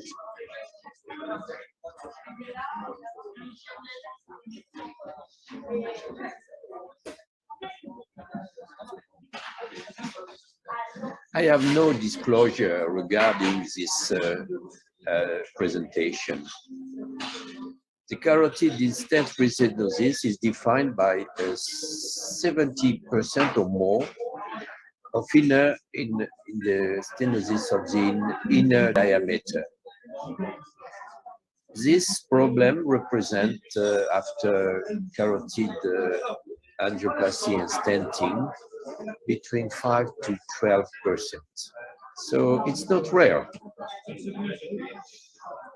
However, this sort of problem remains, the management remains really unknown by some studies. In France, the gold standard of this stenosis of carotid is the endarterectomy, and we have nearly less than 20,000 annual procedures made by year. The first to do that was Klaus Matthias, our friend from Münster, now in Hamburg. And he did the first carotid stenting, by the way, later on. Just a little French touch to tell you that Jacques Théron from Caen in Normandy, using a Stryker stent and ballot cerebral protection, a little bit artisanal, did the first carotid stent implantation in France. Our friend Cliff Berkeley insists on the multidisciplinary discussion with a vascular surgeon in particular. This is the authorized stent with neuroprotection system, as you know. You need an interval suite of high degrees for cerebral angioplasty and a control by the operator. It's very important to be very well equipped to see all the details in the imaging. By the way, more you do, better you are, as you know. Let us see some examples. This carotid angioplasty and stenting was made on this type of lesion. And 6 months later, at the control, this is the result. In fact, is it an intimal hyperplasia or is it a restenosis? Let us see the evolution. What the predictor of this kind of restenosis? Preferentially during the first year with diabetes, smoking patient, neoplasm or leukemia, residual stenosis after angioplasty, small carotid diameter, or use of multiple stenting. The different strategic options are endovascular or surgical. Endovascular management consists in restenting, reballooning, using drug-eluting balloon, drug-eluting stent, or mesh cover stent. This is a new technology.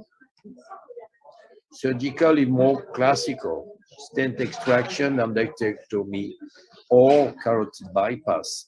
Let us see our case report. It was a young patient, smoker, with an history of myeloid leukemia, hypertension, and cerebral pneumothorax. Look to this lesion, was asymptomatic but tight lesion on the proximal or distal common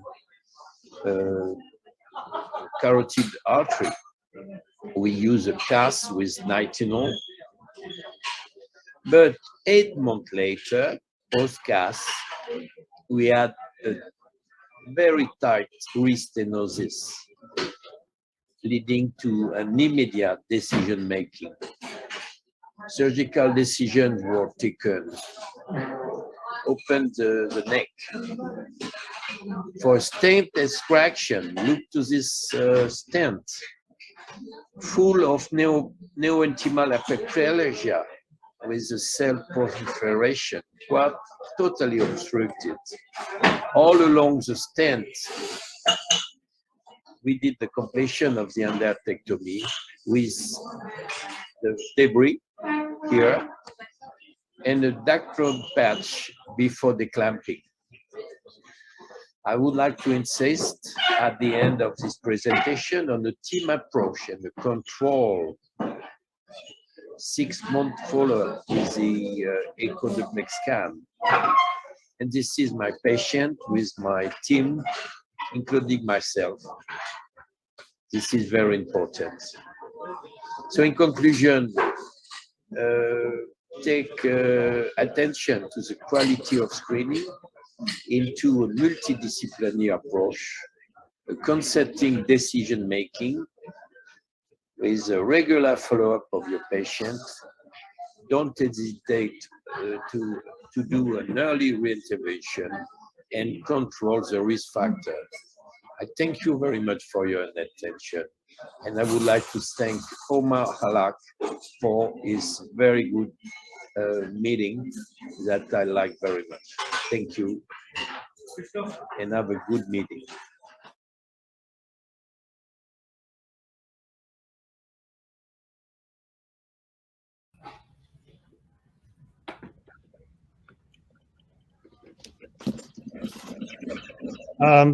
This is Jan Skowronski. I really felt like I wanted to join Jacques Bousquet, whatever party he was attending. I have a question to Dr. Hazim, if I may. I know nothing about treatment of coarctation, but I recall my discussion with Zia Hijazi from Sidra. And I believe when he treats children, he doesn't use covered stent. I may be wrong. The discussion was a long time ago. He uses balloon expandable stents, and he goes 3 years later or 2 years later and enlarges it until the patient is physically mature. Thank you. Thank you for the question. No, we do use a covered stent in children, but it really depends on the size of the child. For example, we don't use a covered stent in a 4-year-old or a 5-year-old because those stents you cannot expand to adult diameter. But using them in children more than 20 to 25 kilos, even covered stents, you can later expand to adult size. So it really depends on the age and the size of the patient. But I know even Ziad uses covered stents in patients where the stent can be dilated to adult size. Thank you. You're welcome.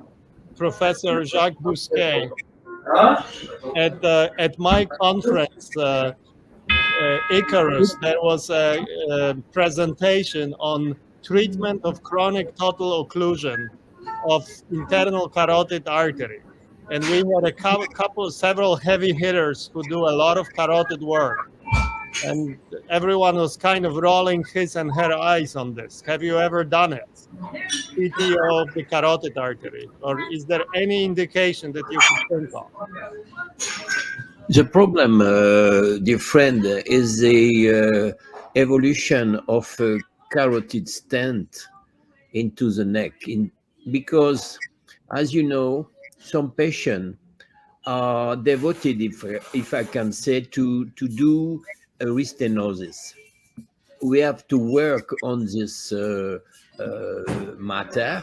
And my question to you all is, how can we control this kind of problem? I think that the active balloon can be a solution, or some mesh carotid stenting could be a solution in the future. But this is an ultimate problem. When you stent somebody, it's a risky procedure, even if you are a good operator. And then after 6 months, you have a quasi-total obstruction. So, in fact, some patients are more able to do some kind of problem, and it can be the evolution to a stroke. So surgery remain a good solution in the hand of the surgeon, by the way. It's why we have to work together with the cardiologist and with the radiologist to be more efficient into a team. What do you think? Well, I think, again, chronic total occlusion of the internal carotid artery, I cannot think of an indication to do it. And generally speaking, surgeons are very, very reluctant to operate on carotid arteries that were more or less touched before, either stent restenosis or previous restenosis of endarterectomy. We typically would treat it endovascularly. Thank you. Is there any surgeon as moderator to support my surgical solution? Eric?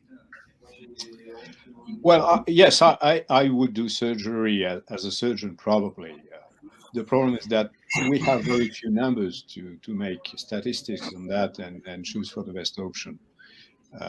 Probably one has to be very pragmatic and to see what are the skills around the patient and who's best to provide a solution.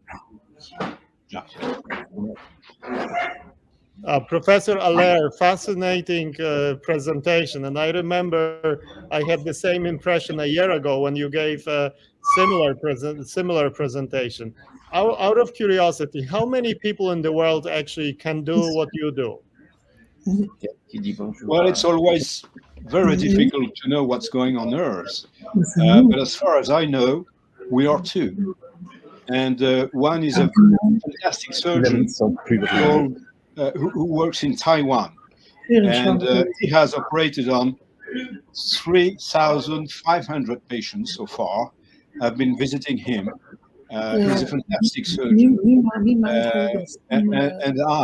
And that's really a problem because well, I'm very happy for that, but I get patients from Canada, from the United States, from Middle East, from Africa.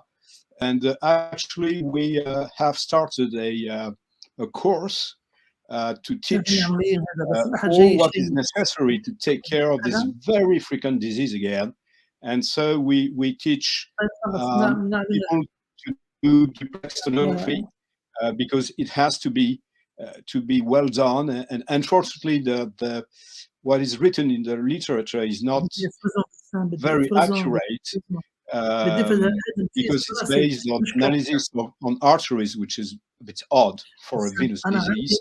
So we teach vascular specialists to investigate on that, radiologists to perform CTA, and of course, surgeons and radiologists to take care of this disease. So far, it's a French course in French, but we plan to extend it in English.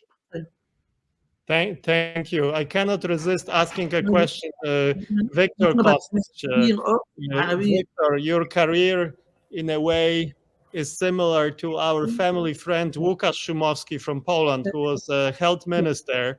But at the beginning of COVID, he had enough, and he's very, very happy to be a professor of electrophysiology right now. And I saw joy in your eyes when you gave a presentation on mitral valve. it's just a comment, but a clinical question to you, and I hope you disagree. But what I see that with the introduction of MitraClip, I see a lot of MitraClips that 5 years ago surgeons would have zero hesitation to do minimally invasive mitral valve surgery. But I've seen posterior mitral, flail leaflets referred for MitraClip, and I'm an interventional cardiologist, but I think it's just wrong. Yeah, of course. I mean, when I started training in cardiac surgery, I was trained in France. I spent 14 of my training years in France with the best mitral surgeons ever.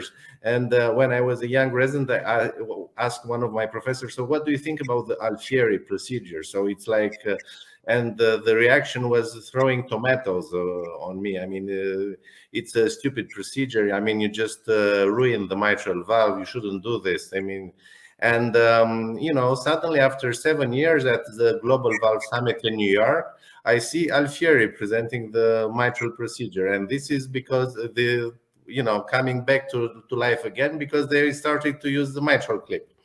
And of course, when you do a mitral clip, you transform a grade 4 in a grade 2, which has its indication in high risk patient. You have people who have 3 patent bypass or who are very sick, and you can't even do an endoscopic mitral repair on them.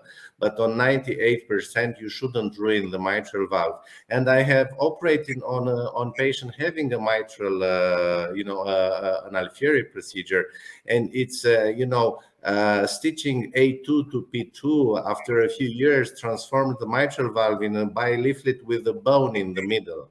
It's not natural, and and the functional results is terrible. So if you're properly trained and you know how to do mitral repair, and if you manage to do it, by this uniportal technique, 4 centimeters video assisted, it becomes a 2.5-hour procedure, and the repair is just perfect. You have grade 0 to grade 1, as you have seen on my video. So I think that's the future, and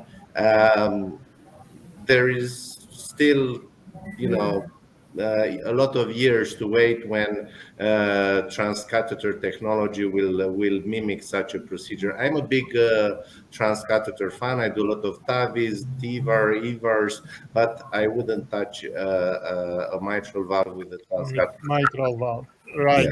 Yeah. Exactly. I totally agree. I think what we see in the United States more and more every year, there is lack of really high quality surgeons. Like the good surgeons are retiring. So it's nice to see your young face as a surgeon at a conference.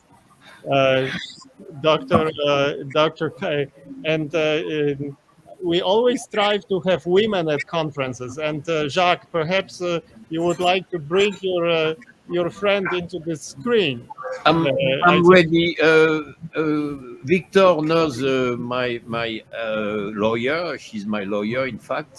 You have many lawyers, lady lawyers, Jack. You have so many. And she helped me a lot. She helped me a lot with the electronic and so on. Yes. Bonjour, mademoiselle. Comment ça va? Merci. Excuse me. Yes. Can I ask a question, please? With pleasure. Please. My question is for Dr. Abu Hazim. Concerning your first case, you said that the child had repair of VSD at childhood. And how come they missed coarctation and at childhood and did not repair the VSD and the coarctation at the same time? And we left the patient later to get this coarctation repair. Usually, I mean, everybody knows that VSD is associated with around 20% with coarctation. So I don't know how happened with this case. No, so the medical record was missing for this patient, but looking at the arch, it looked like that it was an arch that was touched before. by the family, it was a VSD, but looking at this art, most likely this patient had a VSD and coarctation, and this is actually a real coarctation. Well, anyway, but that's a totally different approach between stenting primary coarctation and recoarctation. So, anyway. For adults, basically now the treatment is stenting, the preferred treatment. Yeah, I know. I've I've done more than 15 cases, but just for me, I had a case for a child at the age of 10, and I kept following him and ended up stenting him at age 14. She was a girl, and at that time she reached puberty, and I was happy to put a stent at this age. Yeah. At age of 10, you can manage by balloon, or you can, nowadays you have stents that can be expanded even to adult. If she's more than 20, 25 kilos, you can do it at age 10 if the patient is really hypertensive. Well, and now with this economic constraint, I don't think we can just do balloon and ask the patient to come later. I mean, the decision is just to see how that's going. If you can manage medically until they reach puberty or adequate age, this is the way, at least, that we are doing in the Middle East. Probably with the more in the Western country where they have more budget, they can accept that. But I don't think here in the Middle East we can do that. Anyway. I have a question for Victor, Dr. Victor. Good evening, everybody. So I think we have to make difference between the functional mitral regurg and the prolapse, degenerative disease, where mitral clip could be indicated for some specific case of functional mitral regurg.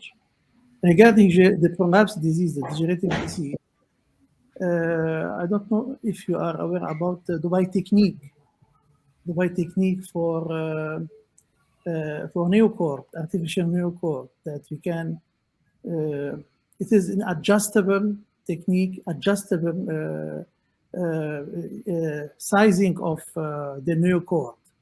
It is a single loop where we can go through the prolapsed area, then the papillary muscle, and we can adjust it plus or minus. And it can afford also allow all these bulky knots in the quotation area. We can rotate the loop at the end, and we can send it to the papillary muscle. So I have around 1,000 mitral procedures of all kinds, redos, endocarditis, degenerative prolapses, whatever. So there is no one technique, that will fix a mitral, can do a perfect mitral repair. So this is why when I'm using cords, 90% of my time, using cords alone won't make a perfect repair. So when you put cords, you also have to put a ring. And sometimes it's not enough, and you have to close clefts, and you have to close clefts in such a way that you adjust the height of the posterior valve. So yes, putting a single cord can help from time to time, but it's not the holy grail. This is why this videoscopic uniportal technique is the only one that can help you do the best for your patient. Placing a ring, closing the clefts, and placing as many cords as you need, up to 6 or 8 if it's needed.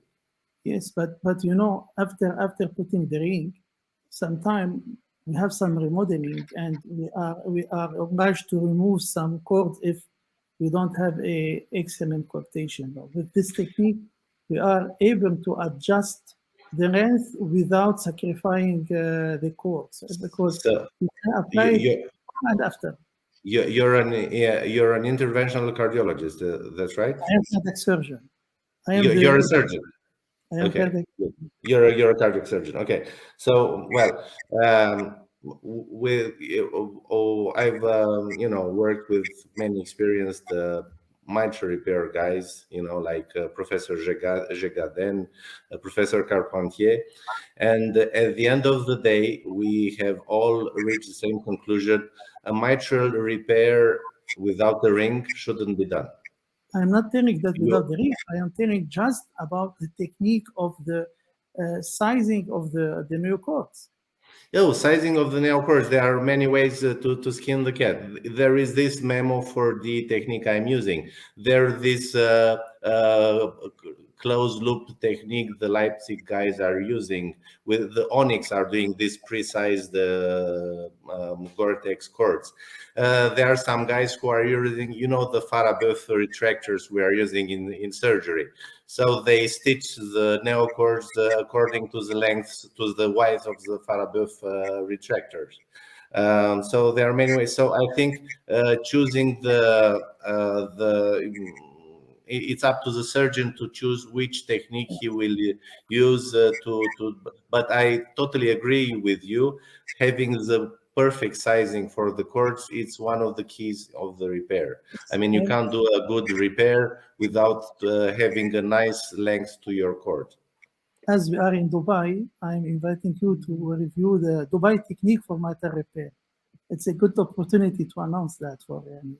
And it will be pleasure, because now it's well known. We'll come to visit you with pleasure, and also you're welcome to be my guest in Bucharest if you want to come. Thank you. Well, I feel we probably overstayed our welcome at the conference, and I suggest we close this great session. Fantastic cases and entertaining.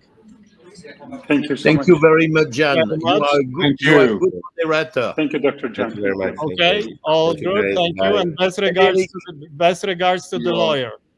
Et bravo, Victor. Thank you. Peace. Bravo. Allez, stop.